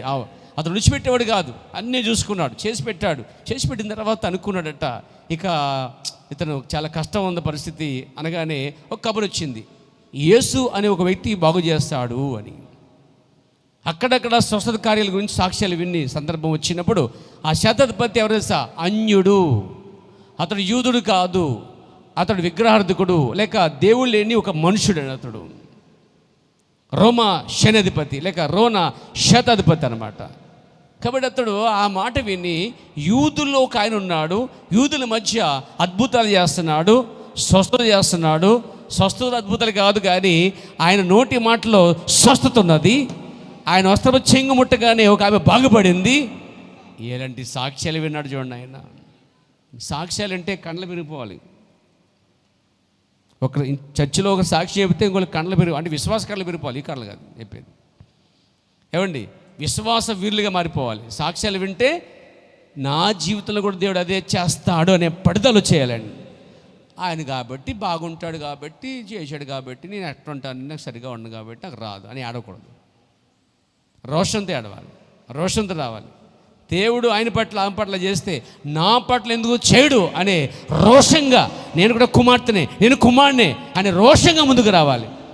అంతేగాని చక్కబెట్టేసకూడదు. మన అంతే నక్క అంటండి అందిన మట్టుకు తినేసి అంట పుల్లగా ఉన్నాయి అందట. తర్వాత అందక ద్రాక్ష పళ్ళు అందక అందంట. అక్కడ దాకా తినేసింది బాగాను. తీసిన తర్వాత ఇంకా అందట్లేదు దానికి అమ్మగారికి పుల్లగా ఉన్నాయి అందంట. అలాగే మనకు అందకపోతే ఒక మాట, అందితే ఒక మాట కాదు. కానీ అందిన అందకపోయినా పోరాటం మాత్రం, యుద్ధం మాత్రం ఆపకూడదు. దేవుడికి స్తోత్రం కలిగాక. అంటే ఖచ్చితంగా ఏం చేయాల్సి నువ్వు, దేవుడు నాకు కూడా దేవుడే, ఆయనకి ఆమెకి చేసిన కార్యాలు నా జీవితంలో చేయడైనని చెప్పి నీకంటూ లోపల ఒక ఫైర్ రావాలండి, పడుదల రావాలి. నేను ఏమైనా సరే ఎదగాలని చెప్పి, పొందుకోవాలని చెప్పి రోషం రావాలి. అంతేకాని చక్కబెట్టకూడదు, సరిపెట్టేసుకోకూడదు. ఆయనకి జరిగే కాబట్టి మనకు జరగవు అనుకోకూడదు. నాకు అదే కార్యం జరిగిద్ది అని నమ్మాలి. దేవునికి స్తోత్రం కలగాక. నమ్ముట నీవైతే సమస్తము సాధ్యం అంటండి. కాబట్టి నా ప్రియమిస్తుల్లో ఆయన మాటలో ఈ మాట విన్న తర్వాత శతాధిపతి ఏం చేశాడంటే తన దాసుని చెప్పాడు, నువ్వు ఇక్కడే ఉండు, నేను నమ్మకంగా వెళ్తున్నాను, నువ్వు బాగుంటావు, నీకోసం వెళ్తానని చెప్పి ఆయన ఏం చేశాడంటే కొంతమందితో బయలుదేరాడనమాట. చాలా దూరం ప్రయాణం చేశాడు గుర్రం మీద. ఆ ఎడారులు దాటాడు, కొండలు దాటాడు, అరణ్యం దాటాడు. యూదుల మధ్య జరుగుతున్న ఒక కూటంలోకి వచ్చాడండి. ఆ కూటంలో యేసు ప్రభువు వాక్యం చెబుతూ మాట్లాడుతూ ఉన్నాడనమాట. ఆ సమయంలో ఆ శతాధిపతి వారితో పాటు నిలబడి శతాధిపతి వాక్యాన్ని వింటూ ఉన్నాడు. తర్వాత అతను వచ్చి అన్నాడు, అయ్యా నా దాసుడు అస్వస్థత ఉన్నాడు, నేను పలానా మన రోమిని, నేను అన్యుడిని, అయితే నీ గురించి విన్నాను. నేను చూసారా, ఒక అన్యుడు రక్షించబడాలంటే నీ సాక్ష్యం స్థిరంగా ఉండాలి. నీ సాక్ష్యం ప్రభావం, దాని ఇంగ్లీష్లో ఇన్ఫ్లుయెన్స్ అనమాట. నువ్వు సాక్ష్యం ఇస్తే అవతల వానికి ప్రభావం మీద పడిపోవాలి. నీ సాక్ష్యము ఇతరుని ప్రేరేపించాలి. నీ సాక్ష్యం ఇతరుని ప్రభావితం చేయాలి, ఇన్ఫ్లుయెన్స్ చేయాలి. ఇన్ఫ్లుయెన్స్ అంటే ప్రభావం. అంటే దానికి ఒక మాట చెప్పాలి. ఇన్ఫ్లుయెన్స్ అంటే హిట్లర్ ఉన్నాడు, అంటే చెడ్డ వ్యక్తే, బట్ ఇన్ఫ్లుయెన్స్ కూడా చెప్తానమాట. హిట్లర్ తెలుసు కదా, ఎంతమంది తెలుసు? హిట్లరు ఒక వ్యక్తిని పిలిచి సైన్యం నుంచి పైకి ఎక్కి దూకెత్తాడంట. ఎందుకు ఏంటి అడగడండి. అలా పైకి ఎక్కి అంటే తను హతమార్చుకుంటాడట. హిట్లర్ వచ్చి కత్తి తీసుకొని నువ్వు నీ పీక్ కట్ చేసుకుంటే వాడు టపేలు కట్ చేసుకుంటే టపేలమండి. దాన్నే ఇన్ఫ్లుయెన్స్ అంటారు, ప్రభావం. అంటే అది చెడ్డది, నేను అది మంచిదని చెప్తున్నాను అనమాట. ఉదాహరణ చెప్తున్నాను. ఉదాహరణ, నీ ఇచ్చే సాక్ష్యం, నీ ఇచ్చే ప్రార్థన, నువ్వు ఇచ్చే పాట వ్యక్తిని ప్రేరేపించాలన్నమాట. నువ్వు పాడుతుంటే నీ పక్కడు పాడేయాలన్నమాట. అది ప్రభావం పట్టం అంటే. నీ పక్కవారు పాడుతుంటే ఆటోమేటిక్గా నీకు రాకపోయినా నువ్వు పాడేయటం అనేది ప్రభావం అండి. నువ్వు ప్రార్థన రావట్లే, నీ పక్కవారు ప్రార్థిస్తున్నారు, ఆ ప్రార్థన నీ మీద పడి నిన్ను ప్రభావితం చేయాలండి. అది ప్రభావం అంటే. That's all influence. నీ సాక్ష్యము ఇతరులను ప్రేరేపించాలి. నీ సాక్ష్యం, నీ కార్యం, నీ ప్రార్థన, నీదేది చేసినా, నీ ప్రసంగమైనా ఇతరులని ప్రేరేపించాలండి. దేవునికి స్తోత్రం కలుగాక, దేవుని నామమున మహిమ కలుగునుగాక. చెప్పచ్చు హల్లెలూయా. కాబట్టి ఆయన మాటలో శక్తి ఉందని తెలుసుకున్నాడు సైన్యాధిపతి. వింటున్నారండి?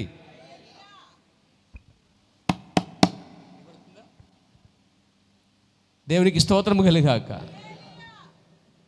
ఆయన మాటను గౌరవించాడు, రెస్పెక్ట్ ఇచ్చాడు, విన్నాడు కాబట్టే ప్రభావం పొందాడండి. ఎలాంటి ప్రభావం అంటే ఆయన తీసుకుపోలే, మాట మాత్రం చెప్తే చాలనుకున్నాడట. నేరుగా వచ్చాడు యేసు వద్దకి, అడిగాడు. ప్రభు అన్నాడు, ఏంటి నీ అవసరం ఏంటి? అయ్యా, నేను పలానా శతాధిపతిని, అంటే 100 మందికి అధిపతిని, నా కింద పొమ్మంటే వచ్చేవాడు ఉన్నారు, కానీ నాకు నేనుగా ఎందుకు వచ్చానంటే నీ మాటలో అంత శక్తి ఉన్నది. నీ మాట ప్రభావం, ఇన్ఫ్లుయెన్స్ గురించి విన్నాను నేను, అది నన్నే ప్రభావితం చేసింది. దేవునికి స్తోత్రం కలగాక. ఆ శతాధిపతి ఎలా వచ్చాడు తెలుసా? ఇన్ఫ్లుయెన్స్తో వచ్చాడండి. వాళ్ళు ఇచ్చిన సాక్ష్యాలు విని తెలుసుకుని తను స్ట్రాంగ్ అయ్యి, సాక్ష్యం ఇచ్చేవాడు కన్నా వినేవాడు స్ట్రాంగ్గా ఉన్నాడు ఇక్కడ. దేవునికి స్తోత్రం కలగాక. ఇచ్చేవాడు ఎలా ఇచ్చేది కానీ ఇచ్చేదే మాత్రం ప్రభావితం పొందినవాడే ఇతను ఇంకా స్ట్రాంగ్ అయ్యి బలముగా ముందుకు వెళ్ళాడు.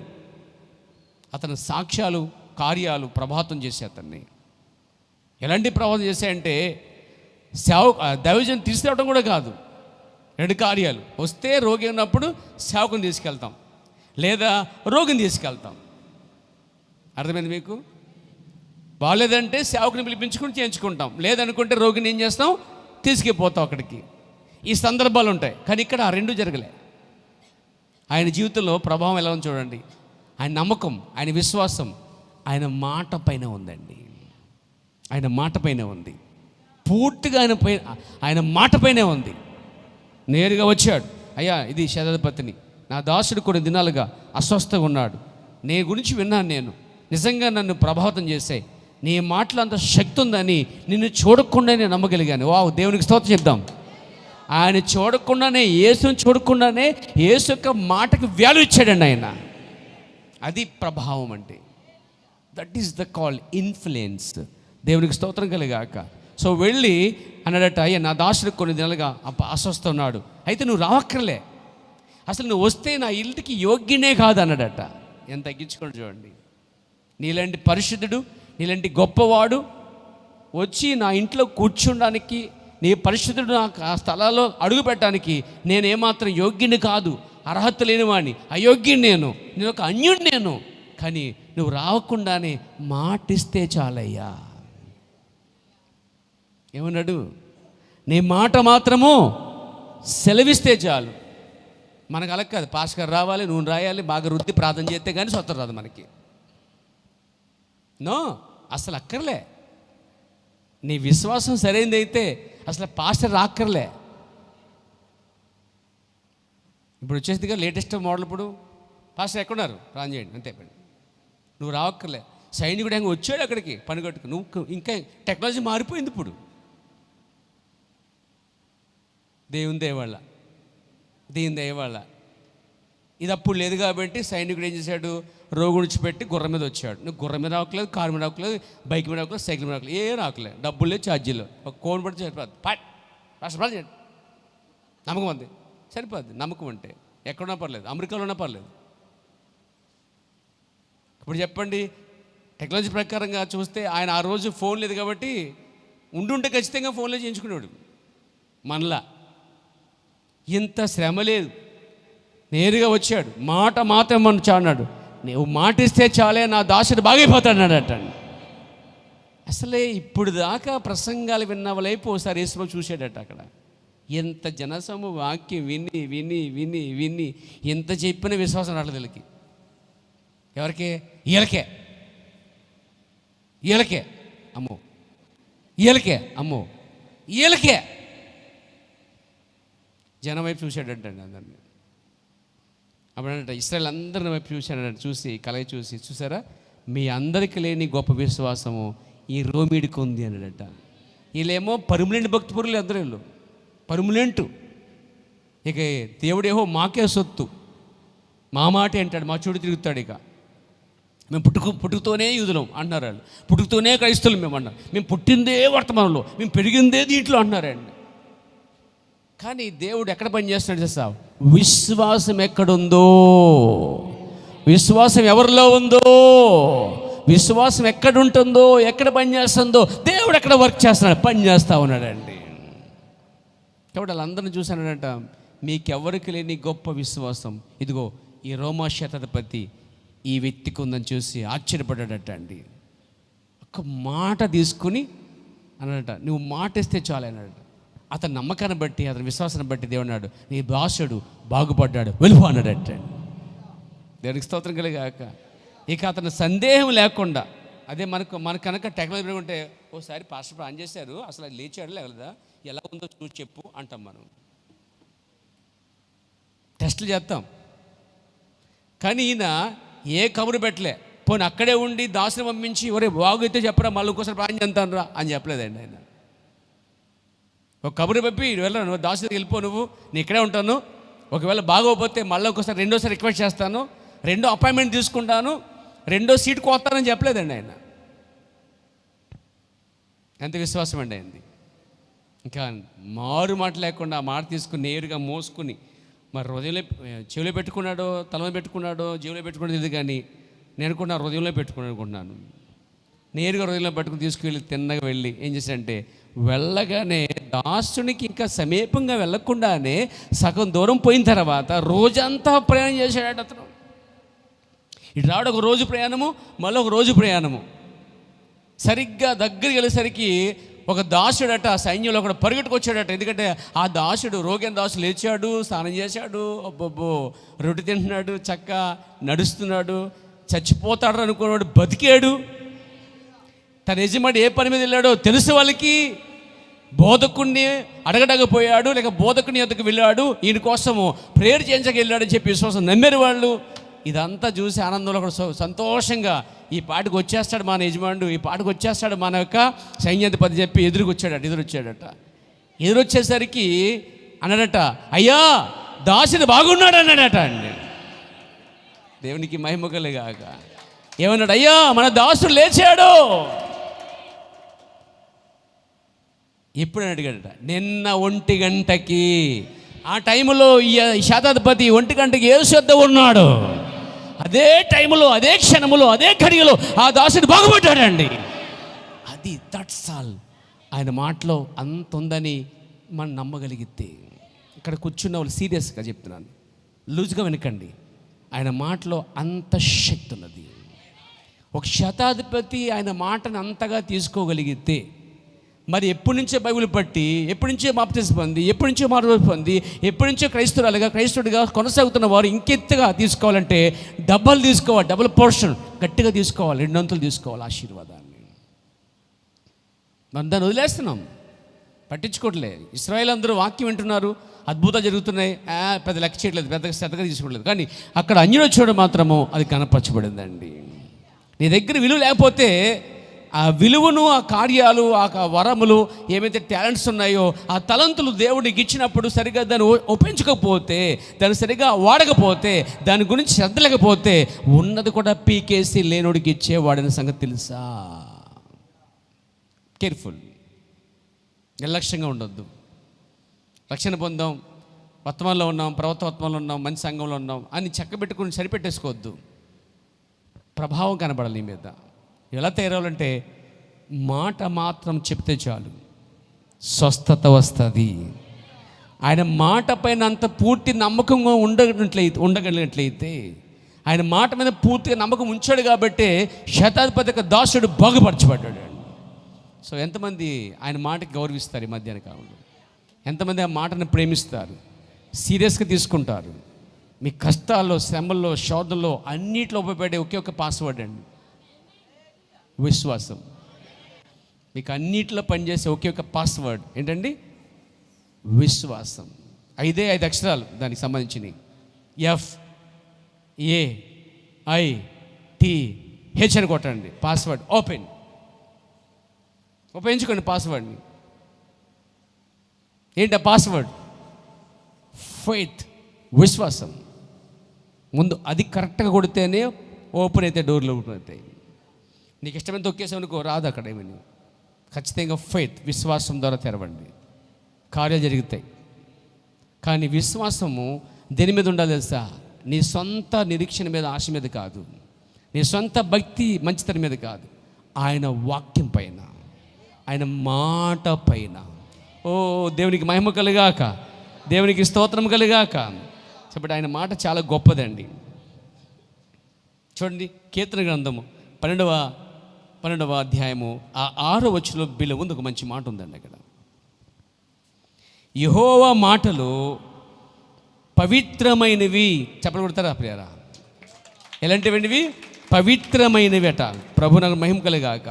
అవి మట్టి పోసలో 7 మార్లు కరిగి ఊదిన వెండి ఎంత పవిత్రములు. దేవునికి మహిమ కలుగాక. అవి చాలా పవిత్రమైనటండి. అవి మట్టి పోసములో 7 మార్లు కరిగి ఊదిన వెండి ఎంత పవిత్రమైన. అంటే ఆ వెండి చాలా శుద్ధ సువర్ణంగా ఎలా ప్రకాశిస్తుందో బంగారం లాగా, ఆ వెండి కొన్న మురుకంతా పోతే ఎంత నీట్గా ఉంటుందో, నిగనిగలాడుతుందో, ఆయన మాటలు అంత పవిత్రంగా ఉంటాయట. మచ్చ డాగు లేని, మురుకు లేని ఆ మాటలండి అవి.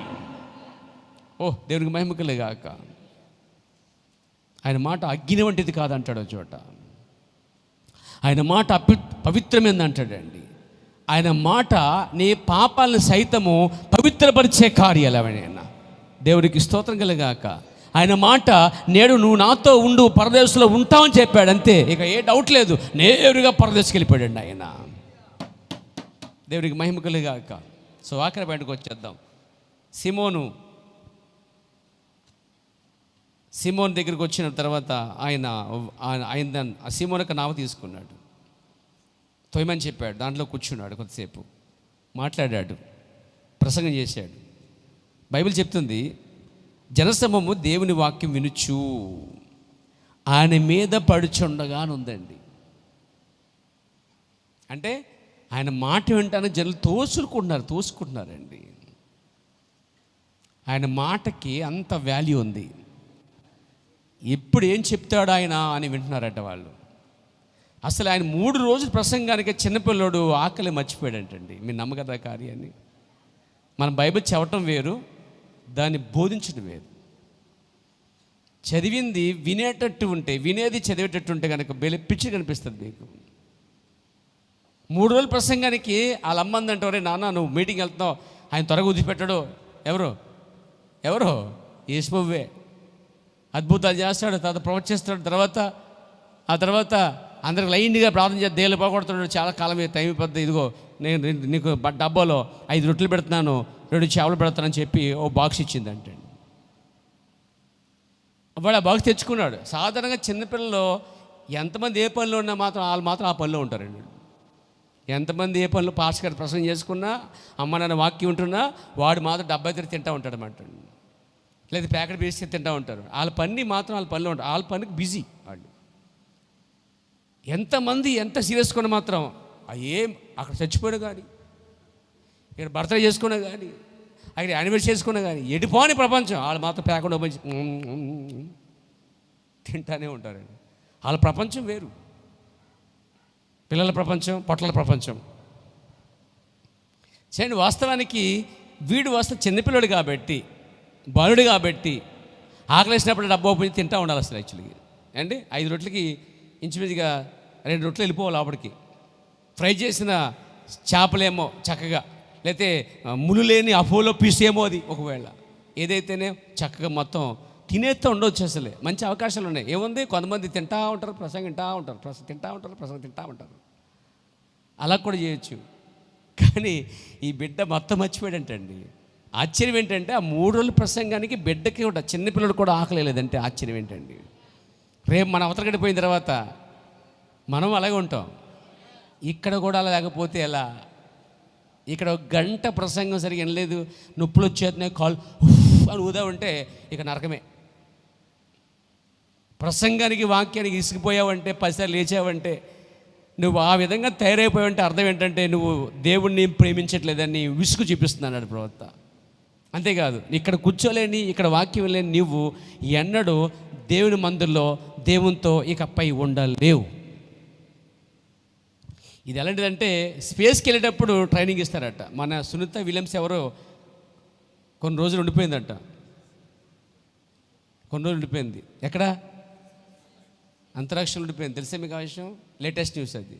ఎన్ని రోజులు? 9 నెలలు, 284 రోజులు. మనమైతే ఉంటామా? చచ్చిపోమా అక్కడికి వెళ్తే. కానీ అక్కడ ఆమె ఆ స్పేస్ వాతావరణానికి ముందే ట్రైనింగ్ పొందిందండి. ఇక్కడ స్పేస్లో జీవించడానికి అనుభవం అనేది భూమి మీదే ఒక స్పేస్ తయారు చేస్తారు వాళ్ళు. అందులో ఒక ట్రైనింగ్ ఇస్తారు. అక్కడ ఎలా ఉండాలో, అక్కడ ఎలా జీవించాలో, అక్కడ ఎలా ప్రవర్తించాలో, అక్కడ ఎలాగా ఏ విధంగా ఆ విధంగా మూవ్ అవ్వాలో, ఆగాలనేది ఇక్కడే ఆ స్పేస్ని తయారు చేస్తారు. ఇక్కడ కొన్ని సంవత్సరాలు ట్రైనింగ్ పొందిన తర్వాత అప్పుడు వాళ్ళని అంతరిక్షంలో ర్యాకెట్లో పంపిస్తారు. వాళ్ళని ఇన్ కేసు మిస్ అయినా కానీ ఇక అలా భయపడరు. ఎందుకంటే ఆ వాతావరణం అనేది ఇక్కడే వాళ్ళు పొందేస్తారు. అక్కడ వెళ్ళకుండానే ఆ వాతావరణాన్ని ఇక్కడ తయారు చేసుకునే వాళ్ళు అందులో జీవించారు కాబట్టి ఇక్కడ ఉన్నట్టే ఉంటుంది అక్కడ. ఈ ఉదాహరణ చూడండి. కాబట్టి ఆమె ఉండగలిగింది, ఆమెతో పాటు కొంతమంది ఉండగలిగారు. ఆ తర్వాత మొత్తం మీద తీసుకొచ్చేసారు. ఒక నాసా వెళ్ళి మొత్తం మీద సాధ్యం కాదు, కష్టమన్న నాసా వెళ్ళి మళ్ళీ త్యాగం చేసి వాళ్ళు తీసుకొచ్చి భూమి తీసుకొచ్చారు వాళ్ళని. అసలు ఇక్కడ ఏ ట్రైనింగ్ లేకుండా, ఏ అనుభవం లేకుండా, అలవాటు లేకుండా విడిచిపెట్టుంటే ఎలా ఉంటుంది? ఎవరికైనా భయమేనండి. అసలు ఉండలేరండి వాళ్ళు, ఒక్క క్షణం కూడా ఉండలేరు. ఆమె అన్ని రోజులు ఉండగలిగిందంటే అర్థం తెలుసా? ఆమె దాన్ని ప్రేమించుచున్నది, ఆ వాతావరణం ఇష్టపడింది, ఆ వాతావరణానికి అనుభవం కలిగి ఉంది. ఏదైనా సాధించాలి, దేశానికి పనికి రావాలని చెప్పి ఉద్దేశంతో ఉంది ఆమె. కాబట్టి ఆమెకి అక్కడికి వెళ్ళినా అలాగే ఉంది, ఇక్కడికి వెళ్ళినా అలాగే ఉంది. ఇంకో సంవత్సరం ఇలాగ ఉంటుంది, నా ప్రాబ్లం లేదు, భయం లేకుండా. ఎందుకని?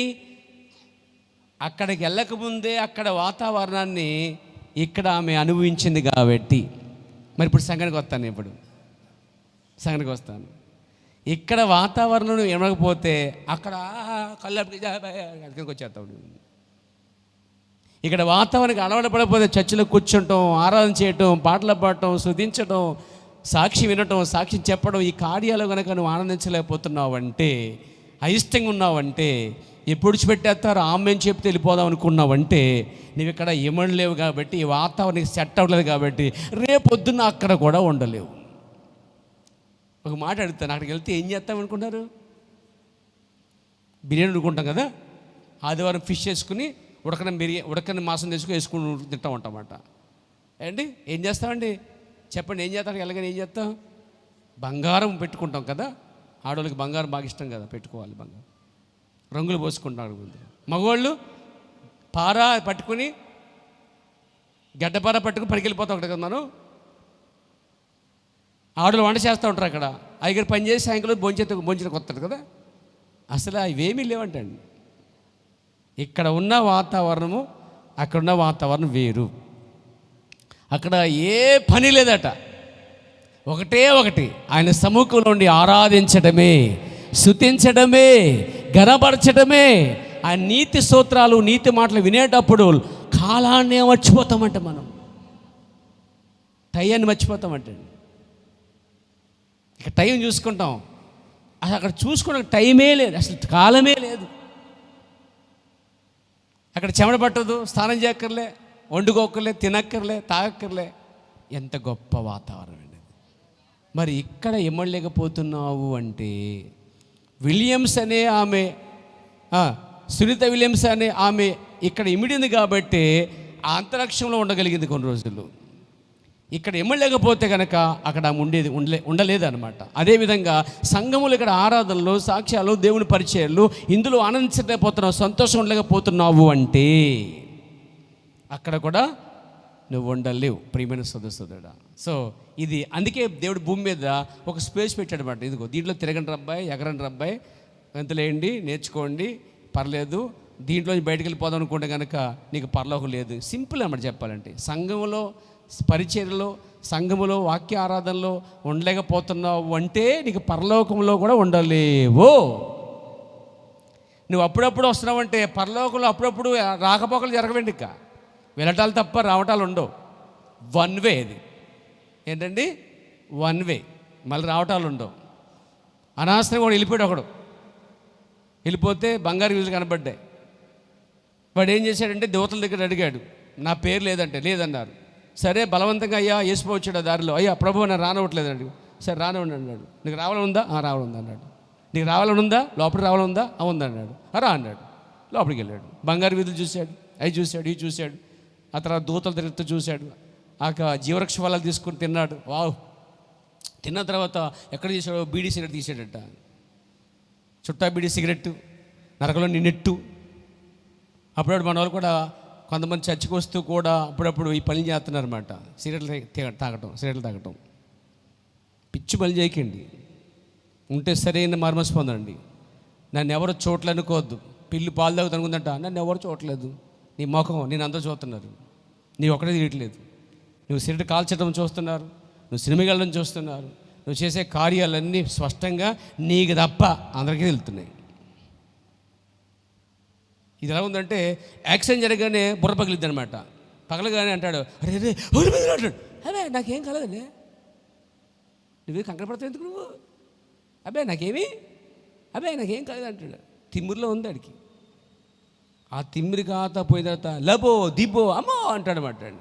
అలాగా ఒరే చేయకరంటే, నేనేం చేయట్లేదండి బాగానే ఉన్నానే అంటాడు మాట్లాడి.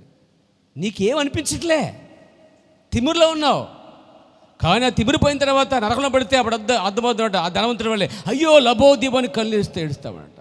ఇప్పుడు చెప్తే నీకు అర్థం కాదు, ఇప్పుడు చెప్తే నీకు ఏదో ఎటకరంగా ఉంటుంది, సరదాగా ఉంటుంది. కానీ ఒక దినమున నువ్వు కళ్ళు తెలిసేసరికి అక్కడ ఉంటావు పాతాళంలో ఆ ధనవంతుడి వల్లే.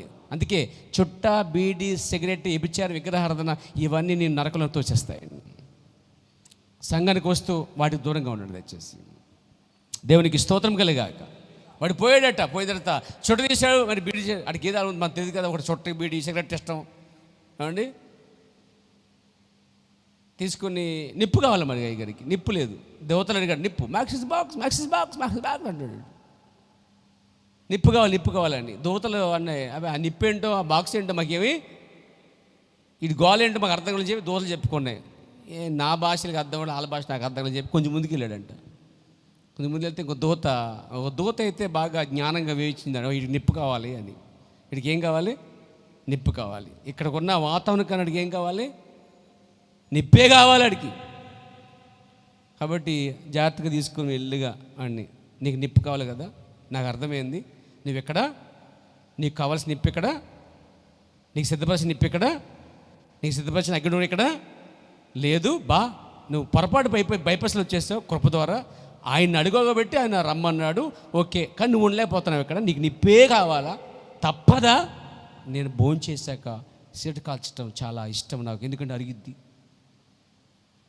భోంచేశాక సిగరెట్ కాల్చాడు అయ్యగారంట. ఓ దమ్మేయాలి, బయటికి వెళ్ళంట. దమ్ము నీకు ఎంత దమ్ములు ఎత్తాడు దేవుడు. సిగరెట్ బీడీ చుట్ట కాల్చి ఎవరు చెప్తున్నాను? దమ్ము వెయ్యి ఇక్కడ, నువ్వు దేవుడు నిన్ను వేస్తాడు దమ్ము అక్కడ నరకలు వేస్తాడు. వీడికి ఇమ్మలేకపోతున్నాడండి. వచ్చేసాడు కానీ కృపధర బైపాస్లో వచ్చేసాడు కానీ ఉండలేకపోతున్నాడు. వాడికి ఏం కావాలి? అక్కడ జీవరక్ష బలం కన్నా, ఆ బంగారు విధుల కన్నా, ఏమండి అక్కడ జీవజలం కన్నా, ఆ దూతలు ఆనందించేదానికన్నా వీడికి ఎక్కడ ఆనందం అంటే నిప్పులు ఆనందం ఉంది. వీడికి తిన్నగా తీసుకెళ్ళి దూత, నీకు కావాల్సినంత నిప్పు ఉందిరా అని చెప్పి మెల్లిగా తీసుకొచ్చి ఆ లోపల నుంచి జీవ గేట్ల నుంచి బయటకు తీసుకొచ్చి మరణ గేటు తీసుకెళ్ళి పెద్ద లోపలికి చీకటి ఇంకా వెళ్తున్న కటిక చీకటి. అక్కడ కనిపించింది పెద్ద అగ్నిగుండం. ఇదిగో నీకెంత కావాలో అంత అగ్ని ఉంది. తోసిందన్నాడు. కైపేలు పడ్డాడు. చుట్ట, బీడి, సిగరెట్టు నేరుగా నరకంలో నిన్నెట్టు అయిపోయింది. బైపాస్లో నువ్వు పరలోకం వచ్చినా వాతావరణం ఇక్కడ ఎమడకపోతే అక్కడ కూడా నువ్వు ఖచ్చితంగా చెప్తున్నాను, సంఘములో ఆనందించలేకపోతున్నావు అంటే, సంఘంలో కూర్చోలేకపోతున్నావంటే, సంఘంలో దేవుని ఆరాధించలేకపోతున్నావంటే, పాట పాడలేకపోతున్నావంటే, స్తుతించలేకపోతున్నావు, సాక్ష్యం లేకపోతున్నావంటే, సాక్ష్యం వినలేకపోతున్నావంటే, ప్రసంగం వినలేకపోతున్నావంటే, అసలు ఈ వాతావరణంలోనే ఉండలేకపోతున్నావు అంటే ఇక పరలోకం మర్చిపోవాల్సిందే. ఇక నీకు అది వర్తించదు. ఒకవేళ నువ్వు బలవంతంగా చేరినా అక్కడ నువ్వు ఉండలేవు. అందుకే 3 రోజుల ప్రసంగానికి ఆయన మాటలు విని బిడ్డ మొత్తం అక్కలే మర్చిపోయాడంటే ఎంత మంచి మాటలండి అవి. మధురమైన మాటలు, జుంటే తేనె దార్ల కన్నా మధురమైన మాటలు అవన్నీ కొడిపోయారు. ఆ మాటలు విన్నప్పుడు ఆకలి తెచ్చిపోయిందండి. ఆ మాటలు విన్నప్పుడు దాహం చచ్చిపోయింది. ఆ మాటలు విన్నప్పుడు అసలు ఆ చేతిలో బాక్సే మర్చిపోయాడు వాడు. ఒకడు అన్నాడంట, 5,000 మంది తిన్నారండి, కాబట్టి బండిసి ఎక్కడ మంత ఉంటుంది రొట్టె అన్నాడంట. ఎంత బండిసి ఎక్కడ మంత ఉంటుందంట రొట్టి. అయితే ఎన్ని బండిసి ఎక్కడ మోసుకొచ్చి ఉంటాడు? అది చిన్నపిల్లడు వెళ్ళి భయం పరిశుద్ధాత్మ మీరు రాసిందండి. అది ఒకవేళ పెద్దోడు బలావీరుడు భీముడి దగ్గర పెట్టుంటే అలా అనుకున్నాను. అటు భీముడు కాదు, బలాదురుడు కాదు, ఎవడో చిన్నపిల్లోడు. ఇలా కోతిమేళ వచ్చి అడిగితే అని చెప్పేసి దేవుడు పరిశుద్ధాత్మ అక్కడ ముందుకు పెట్టాడు చిన్నవాడిని. ఆయన నీకే తెలివైనడు. 5,000 మందికి ఆయన ఆ రొట్లు చేపలు వేసరిపోతాండి అన్నాడంట. ఒక్కొక్క చక్రం బండి చక్రం మంది ఉంటుంది కాబట్టి కొద్ది ముక్కలు ఇచ్చాడు కాబట్టి 5 బండ్లు చక్రాలు ఉన్నారు కాబట్టి వాళ్ళు తినగా మిగిలిపోయినాడు అంటాడు. అప్పుడు ఒకడు వాకి జీవించాడట, బాబు ఇదిగో ఆ బాక్స్ ఎక్కడ చేతిలో ఉంది? చిన్న పిల్లవాడి చేతిలో ఉంది. ఎక్కడక్కడ దెయ్యాలు కూర్చున్నాయి. ఎందుకంటే ప్రసంగం ఏం చేసినా, వాక్యం ఏం చెప్పినా, ఎంత చెప్పినా అంత డైవర్ట్ చేసే ఆత్మలు ఉన్నాయండి. అందుకే దేవుడు పరిశుద్ధాత్మ దేవుడు వాటి స్థానంలో వాక్యాన్ని పెట్టి ఉంచాడండి. దేవుని నామమున మహిమ కలుగాక. కాబట్టి ఇక్కడ వాక్యం వినేటప్పుడు శ్రద్ధగా ఉండటం ముఖ్యమైన పాయింట్ అండి. ముఖ్యంగా ఆయన మాటలో శక్తి ఉంది, ఆయన మాటలో స్వస్థత ఉన్నది. ఆయన మాట మాత్రం వింటే చాలు. ఆయన ఎందుకంటాడు, యాయిరుతో చెప్తున్నాడు, నా మాట మీద లక్ష్యం ఉంచుము అన్నాడు. ప్రజలు ఏం చెప్తున్నారో వినొద్దు కానీ నేనేం చెప్తున్నాను విను. ప్రజల మాట ఏం చెప్తున్నారు? నీ కుమార్తె చనిపోయింది, ఎందుకు బాధపెడతావు బోధకుడు అంటున్నారు. కాదు నువ్వు లక్ష్య పెట్టు నా మాట అంటాడండి ఆయన. నిదానంగా నా మాట విను, నా మాట పైన విశ్వసించు, నమ్మకం ఉంచు, నమ్మకం మాత్రం ఉంచు అని చెప్పాడు ఆ యొక్క యాయిరికి యేసుక్రీస్తు వారు. అయ్యా నేను మాత్రం ఉంచుతున్నాను నమ్మకం అని చెప్పాడు. నీ మాట చెప్పున అది జరిగిద్దని నమ్ముతున్నానని చెప్పాడు. లోపలికి వెళ్ళాడు, తబితాను లేచా అనగానే ఆమె లేచిందండి.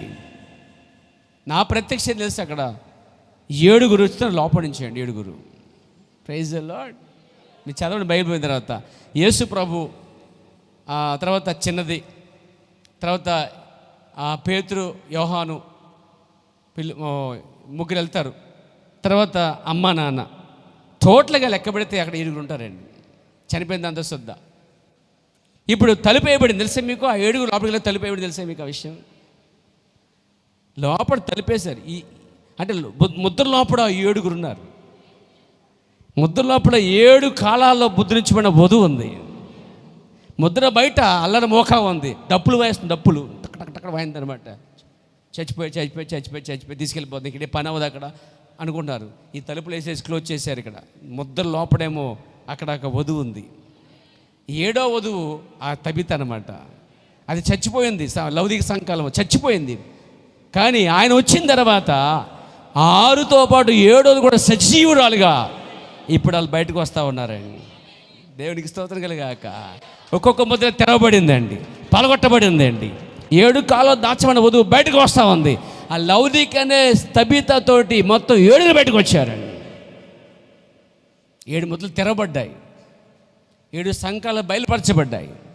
7 కాలాల్లో దాచమన్న వధువు సజీవురాలుగా ఇగో బ్రతికే ఉంది అని ప్రపంచం చూపించిందండి. దేవుని మాటలో అంత శక్తి ఉంది. ఈ ఎఫెసులో అదే మాట, లౌదికలో అదే మాట, ఫిలిప్పీలో అదే మాట, ట్విట్టర్లో అదే మాట. మాట ఎప్పుడు మారలేదండి. ఆ మాట విన్న వాళ్ళందరూ బతికే బయటకు వచ్చారండి. ఈరోజు కూడా ఆయన మాట 7వ సంకల్ప దూత నుంచి వచ్చే మాట, అది దూతది కాదు కానీ దేవుని వాక్యమై ఉన్నది. దేవునికి స్తోత్రం కలిగాక. చెప్పొచ్చు హల్లెలూయా. సో ఇక్కడ అన్నాడట, అయిపోయిన తర్వాత కొంచెం అన్నాడట యేసు ప్రభు. సరే అంత అయిపోయింది, పేతురు నీ ఒక నావ కుడివైపుకి నడిపించి లోతుకి నడిపించి వలే అన్నాడంట. అది పట్టపగలు. అప్పటికే రాత్రంతా వెతికారట వాళ్ళు. రాత్రంతా వెతికిన రాత్రి ఎక్కడా దొరకని ఈ కార్యక్రమంలో, అంటే రాత్రంతా వెతికాం ప్రభువా, మేము ఎక్కడా చేపలు దొరకలేదు, రాత్రి వేటాడడం తెల్లరిపోయింది, నువ్వు వచ్చావు, ప్రసంగం విన్నాం, ఇప్పుడు మళ్ళీ నువ్వేమంటున్నావంటే కుడివైపుకి వాడు నడిపించి నావ నడిపించి నీ వల వెయ్యి అని చెప్తున్నావు. పేతురికి బాగా తెలుస్తాడు, ఎందుకంటే పేతురు చేపలు వేటగాడాడు. చేపలు వేటగాలని తెలుసు, ఎక్కడ చేపలు ఉంటాయో, ఎక్కడ పడతాయో, ఎక్కడ ఉంటాయో తెలుసు, ఎలా పడతాయో తెలుసు, ఏ ఎరక పడతాయో తెలుసు. అక్కడే వేస్తాడు వెళ్ళి గ్యాలం కానీ వల కానీ. రాత్రి అంతా వెతికిన మహా సీనియర్ అండి, సీనియర్ ఫిషర్మ్యాన్ అండి ఆయన. బాగా తెలుసు. రాత్రంతా తన సిబ్బందిని తీసుకెళ్ళి మొత్తం సముద్రం అంతా గాలించాడు. తెల్లరిపోయింది, ఎక్కడ వేసిన వలలో ఎక్కడ చేపలు దొరకలేదండి. మరి ఎటు వెళ్ళిపోయినాయో ఏమైపోయినాయో తెలియదు కానీ సముద్రంలో చేపలు అయితే కనిపించలే. తెల్లవారుసరికి అన్నాడు ఈయన, పేతురు, సీమోను పేతురు, నా మాట చెప్పునా, నా మాటను గౌరవించి నేను చెప్తున్నా దాని ప్రకారం వెళ్ళి ఏమిటి కుడివైపున లోతుకి నడిపించిన తర్వాత ఫస్ట్ లోతుకి వెళ్ళు, తర్వాత కుడిపోయిన వలై అక్కడ చేపలు ఉంటాయని చెప్పాడు. ఇక్కడ ప్రవక్త ఏమిటి తెలుసా అండి, ఆయన అంట ఎలిషద్దాయ్ అంట అండి. ఎవరండి ఆయన? ఎలిషద్దాయ్ అంటే సర్వశక్తిమంతుడు అంట ఆయన అండి. Praise the Lord. రాత్రంతా లేని ఆ చేపలు కేవలము ఆయన మాట వలన, ఆయన మాట పలికిన వెంటనే సముద్రంలో ఎక్కడెక్కడ మూల ఉన్నాయో ఆ చేపలన్నీ లేచి, ప్రైజ్ ద లార్డ్, ఎలిషద్దా యొక్క మాటకు లోబడి నేరుగా ఆయన చెప్పిన ఎక్కడైతే బోధకుడు చెప్పాడో అక్కడ రెడీగా వల వేయటమే ఆలస్యమేక రెడీగా ఉన్నాయంటండి. మాటలో అంత శక్తి ఉందండి. అప్పుడు అంటాడు పేతురు, చదువుదాం 4వ వచనం. ఆయన బోధించుట చాలించిన తర్వాత ప్రసంగం అయిపోయింది, కూటమి అయిపోయింది. కూటమి అయిన తర్వాత అద్భుతం ఏంటి తెలుసండి, ఇక్కడ వాక్యం వినేసి వెళ్ళిపోయారు, అందరూ వెళ్ళిపోయారు. వాళ్ళు మాట విన్నారో పాటించలేదు, కానీ ఈయన మాత్రము ఆయన మాటను విన్నది ఉన్నట్టుగా పాటించడానికి రెడీగా ఉన్నాడు. ప్రసంగాలు వింటారు, వెళ్ళిపోతారు, కానీ ఆ ప్రసంగాలు పట్టుకుని జీవించేవారు పేతులంటే వారు కొంతమంది ఉంటారు. దేవునికి స్తోత్రం కలిగాక. ఆయన బోధించి సాధించిన తర్వాత నీవు దోణెను లోతుకు నడిపించి, విశ్వాసంలో కూడా లోతుకి వెళ్ళాలి ప్రియరా. హలో, విశ్వాసంలో కొంచెం లోతుకి వెళ్ళండి, భక్తిలో కొంచెం లోతుకి వెళ్ళండి, ప్రార్థనలో కొంచెం లోతుకి వెళ్ళండి, ప్రేమలో భక్తిలో అన్నిటిలో కొంచెం లోతుకి వెళ్ళండి. మీ ప్రేమను ఇంకా పెంచండి, మీ భక్తిని ఇంకా పెంచండి, మీ విశ్వాసాన్ని ఇంకా పెంచండి, మీ ప్రార్థన జీవిత సమయాన్ని ఇంకెక్కువ పెంచండి. లోతుకి వెళ్ళండి. లోతుకి వెళ్ళి కొద్ది వస్తుంది, ధైర్యం వస్తుందండి. లోతుకి వెళ్ళుకోవాలి ఏమంటే ఆ గమ్యానికి చేరుకుంటున్నాం, అది ఒక నిరీక్షణ వస్తుంది. మన విశ్వాసంలో భక్తిలో లోతుకి వెళ్ళినప్పుడు మనకి విశ్వాసం స్ట్రాంగ్ అవుతుందండి. ప్రతి అవిశ్వాసము తెగిపోద్దండి. ఇక్కడ లోతుకి వెళ్ళటం మాట ఇంకో రూపంలో చెప్పాలంటే, ఒక విమానము కింద నుంచి పైకి వెళ్ళిపోయింది అనుకోండి. వినండి, సబ్మెరైన్ ఉంటుంది కదా, అది కింద లోపల సముద్రం లోపలికి వెళ్ళిపోద్ది సబ్మెరైన్. వాళ్ళ సముద్రంలో ఉన్న సంగతి మర్చిపోతారు. ఎంత లోతుందో కూడా అది మర్చిపోతారు వాళ్ళు. ఎటువంటి భయం ఉండదు వాళ్ళకి. అలాగే బయట శబ్దాలు ఏమి వాళ్ళకి వినిపించవు. లోపల వాతావరణం తప్ప వాళ్ళకి బయట ఏం జరుగుతుందో ఏ కార్యాలు వాళ్ళకి వినపడవు. అలాగనే విమానం పైకి వెళ్ళే కొలదే స్టార్టింగ్లో మాత్రం బొట్లు నోట్లు ఊడిపోయినట్టు అనిపిస్తుందండి. మనం కూర్చున్న సీట్ ఎలా ఉండదండి, ఒకసారి ఊడిపోయి పగిలిపోయి అద్దాల పక్కన బయటకు వెళ్ళిపోద్దేమో అనిపిస్తుంది అన్నమాట అండి. అంత బీభత్సంగా ఉంటుంది ఆ కొద్దిసేపు. ఆ తర్వాత చెట్లు పర్వతాలు విమానం కంటే పెద్దగా కనిపిస్తూ ఉంటాయి. ఆ కిటికీలో చూస్తుంటే హై బాబాయ్ పర్వతం ఎంత ఉంది, ఎంత పెద్ద పర్వతం, ఎంత పెద్ద చెట్లు, ఎంత పెద్ద పెద్ద కనిపిస్తాయి. కానీ ఆ విమానంలో కూర్చున్న మనము ఆ విమానం కింద నుంచి పైకి టేక్ ఆఫ్ చేసేటప్పుడు పైకి వెళ్ళి కొలదే కొండలు చిన్నగా అయిపోతాయి, సముద్రాలు చిన్నగా అయిపోతాయి, చెట్లు చిన్నగా అయిపోతాయి, కంటి కనిపించే ప్రతిదీ పదార్థం చిన్నగా మారిపోద్దండి. హలో, ఇక ఏ భయము లేని వాతావరణం వెళ్ళిపోద్ది అనమాట. ఇక ఏ శబ్దము లేదనమాట. అంటే వెళ్ళే కొలది ఎలా ఉంటుందంటే అసలు విమానం వెళ్తుందో లేదో కూడా తెలియదు, అలా ఉంటుంది అన్నమాట. ఎటువంటి ఒత్తిడి ఉండదు. విశ్వాసంలో కూడా కొంచెం లోతుకి రండి. ఇక్కడ నేను పదం తీసుకున్నాను, లోతుకి నడిపించబడండి. పైన కుదరదు, లోతుకి రండి. అప్పుడు మీరు లోతుకి వెళ్తే ఆశీర్వాదం పొందుకుంటారు. సో లోతు నడిపించి చేపల పట్టుడని మీ వలలు వేయడని సీమోనుతో చెప్పగా, సీమోను ఏలినవాడా రాత్రంతా మేము ప్రయాసపడితే మీ అక్కడ పాయింట్ అయిపోయింది, మేము పడ్డాం. ఇంకో మాట చెప్పమంటారా? చేపలు యేసు కన్నా బాగా పట్టి అలవాటు ఉన్న వ్యక్తి ఎవరు? పేతురు గారే. పైగా పేతురు జాలరి కుటుంబం చెందినవాడు. ఆయన తండ్రి కూడా జాలరే. తండ్రికి ఎంత అనుభవం ఉందో కొడుకు కూడా అంతే అనుభవం ఉంది. ఆ సముద్రం పైన అంత గ్రిప్ ఉందన్నమాట. తండ్రితో పాటు చిన్నప్పటి నుంచి వెళ్ళాడు కాబట్టి సముద్రం మీద ఎక్కడ చేపలు ఉంటాయో, ఎక్కడ ప్రమాదం, ఎక్కడ లోయ ఉంటుందో, ఎటు ప్రయాణం అంతా కొట్టిపిండి చెప్పాలండి అతనికి. హలో, అదే ఉన్నారా? కాబట్టి తండ్రితో పాటు వెళ్తే అలవాటు ఉంది. తండ్రి లేనప్పుడు ఇతను కూడా వెళ్తూ ఉన్నాడు, ఇతను చెప్పొద్దు వెళ్తున్నాడు. కాబట్టి ఇతను తెలుసు అన్ని విషయాలు. అంత తెలిసిన వ్యక్తికి ఏమీ తెలియని ఒక వడ్రింగ్ కుటుంబంలో పుట్టినటువంటి వడ్రింగ్ గురించి తెలిసిన వ్యక్తి మాత్రమే సామాన్యుడిగా ఉన్న వ్యక్తి చెప్తున్నాడు మాట. అతని వృత్తి వేరుగా ఉంది, ఈ వృత్తి వేరుగా ఉంది, ప్రొఫెషన్ వేరుగా ఉన్నాయి. ఇక్కడ ప్రొఫెషన్ చూడలేదు పేతురు. ఆయనలో గొప్పతనాన్ని, ఆయనలో మాటకున్న శక్తిని పేతురు గౌరవిస్తున్నాడు అండి. మామూలుగా అయితే కనుక ఈయన ప్రొఫెషన్ ఏంటండి? వడ్లవాణి కుమారుడు అని పిలువబడ్డాడు. అంటే ఇతనికి చుత్తి, శానము, ఇంకేంటి దాని ఏమంటారు, బడితి, ఇంకా దానికి సంబంధించిన అన్ని సరుకులు తెలుసు, చెక్క గురించి తెలుసు, సముద్రంలో చేపల గురించి ఆయనకి ఏమీ తెలియదు. బట్ ఈయనకి సముద్రంలో చేపలు ఎక్కడ పడతాయో తెలుసు. ఈయనకి అంటాడు వచ్చాయన, అయ్యా కొంచెం లోతుకి వెళ్ళిన తర్వాత అక్కడ వలయండి ఎక్కువ పడతాయి అని ఒక సామాన్యుడు, ఒక మామూలు వ్యక్తి సముద్ర ఫిషర్ మ్యాన్కి చెప్తే ఫిషర్ మ్యాన్ వెంటాడుకుంటున్నారా మీరు?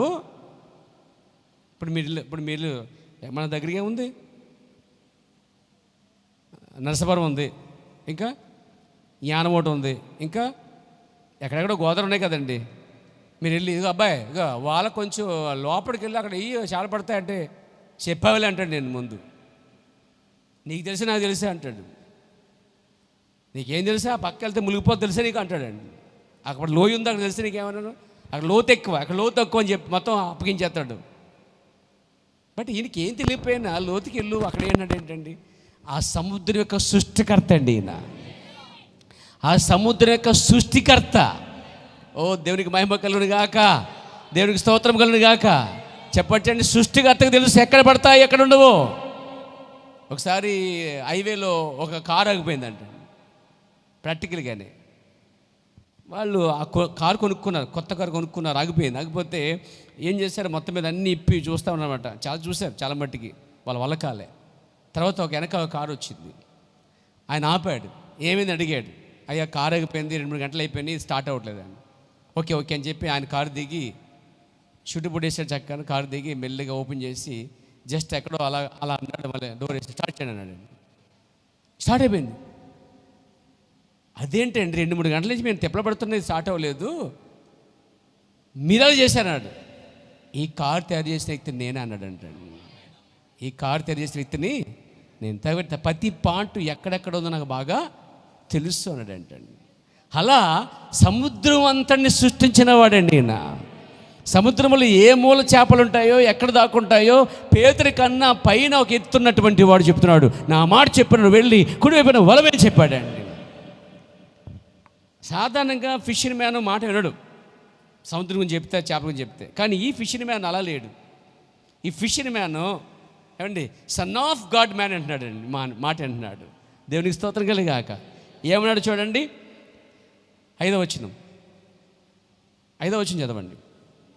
సిమోన్ ఏలినవాడ, రాత్రంతయు మేము ప్రయాసపడితే కానీ మాకేమీ దొరకలేదు, అయినను అది అక్కడ కనెక్ట్ అయ్యాడండి. దాని అర్థం ఏంటంటే, నువ్వెవరో నాకు బాగా తెలుసు, నీ మాటలో శక్తి ఉన్నది, నువ్వు పలికావంటే ఖచ్చితంగా అది జరిగిద్దని తెలుసు.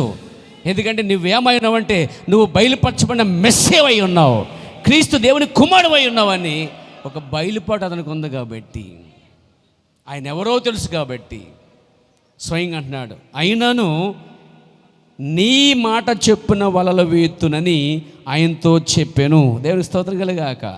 ఇక మారు మాట లేదండి. ఎందుకంటే నేరుగా దేవుడు వచ్చి, మోషే నీ టోపీ చెప్పులు తీయమన్నాడు అంటాడు. ఏమన్నాడు?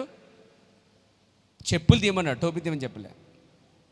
మోషే అన్నాడు, అయ్యా వంగి శాండ్లు కాబట్టి అన్ని తీయటం కష్టం, చాలా కష్టంగా బోలు మెలుకులు ఉన్నాయి కాబట్టి తీయటం కష్టం, టోపీని తీయమంటారా అన్నాడు అంటాడు. ఆయన అన్నాడట, నేను అన్నది టోపీ కాదు. ఇప్పుడు టోపీ అంటే నిలబడి ఇలా తీసేయచ్చేయండి, చెప్పులంటే ఏం చేయాలి? కాస్త వంగి తీయాలి. ఆయన ఏం చెప్పాడు? చెప్పులు తీయమన్నాడు. ఆయన చెప్పులు తీయమంటే చెప్పులు తీయాలి, అంతేగాని టోపీ కాదు. ఆయన వస్త్రాలు ఏమి ధరించని చెప్పాడో అదే ధరించాలి. ఆయన అలంకరణ ఏం పెట్టుకోమని చెప్పాడో అదే పెట్టుకోవాలి, దాన్ని మించి అలంకరించకూడదు. ఆయన ఏం చెప్పాడో అదే చేయాలి. మాట చొప్పున చేయండి. మీరు కూడా సిస్టర్స్, మీరు కూడా ఆయన మాట చొప్పున చేయండి, ఆశీర్వాదాలు మీకు వస్తాయి. ఒక సేవకుడి మాట వినొద్దు మీరు కావాలంటే, ఒక ప్రవక్త మాట వినక్కలేదు కావాలంటే, బట్ వారు చెప్పేది దేవుని మాట అయితే ఖచ్చితంగా మీరు వినవలసిన అవసరం ఉన్నది. దేవునికి స్తోత్రం కలిగాక. వారి సొంత మాటల వల్ల ఉపయోగం లేదు కానీ, వారు అవివేకంతో చెప్పిన మాటల ఉపయోగం లేదు కానీ, వారు వాక్యం చూపించినట్లా అది వాక్యం దేవుని మాట అయినైతే దాన్ని ఖచ్చితంగా మీరు పాటించాలి. ఆ మాట వినడానికి వ్యక్తి కావాల్సింది, ప్రత్యక్షత కావాలి. కాబట్టి ఆయన మాట విన్నాడు.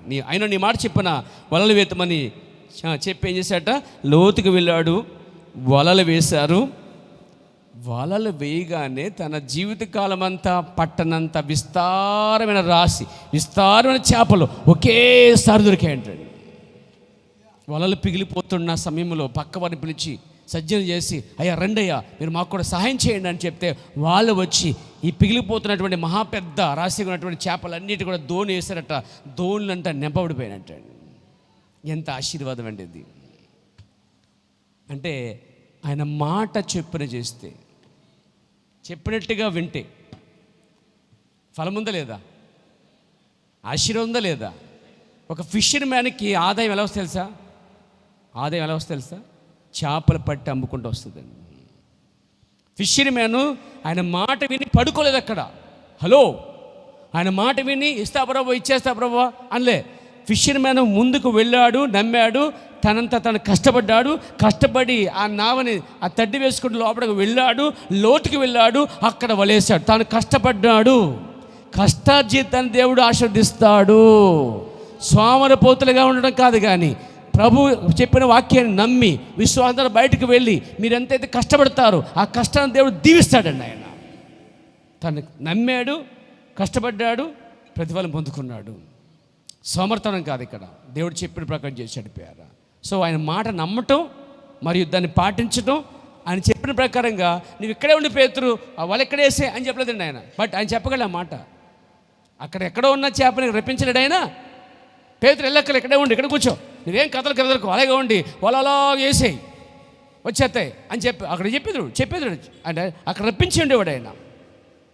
No no no no no no దేవుని విషయం గమనించిన దేవుని విషయం, దేవుడు మనిషిని సోమరిగా చేయట్లేదు, కష్టపడి వ్యక్తిగా చేస్తున్నాడు. కాబట్టి నువ్వే వెళ్ళు, కష్టపడి చెప్పినట్టు అక్కడ వలయి, అక్కడ వలేస్తే చేపలు దొరుకుతాయి. అక్కడ వేసిన వల ఇక్కడ ఎందుకు వేయకూడదు? అక్కడ వచ్చిన చేపలు ఎందుకు రావు? పేతురు సోమరుడు అవుతాడండి. తను కష్టపడి సంపాదించిన దాంట్లోనే విలువ ఉంటుందండి. ఊరుకు ఈజీగా వచ్చే మనీ తృప్తి ఉండదు, కానీ కష్టపడి సంపాదించే ఏ మనీ, ఏ జీతమైనా, ఏ తక్కువ ధనమైనా, తక్కువ సంపాదన అయినా తృప్తినిస్తుంది పేర. కాబట్టి మాట వినండి, ఆ మాటలో శక్తి ఉన్నది, నమ్మండి. ఆ శక్తి ప్రకారంగా ముందుకు వెళ్ళండి, కష్టపడండి, పని చేయండి, ఆశీర్వాదం పొందుకోండి. దేవుని దీవించి ఆశీర్వదించును గాక. లేచి పెడదాం.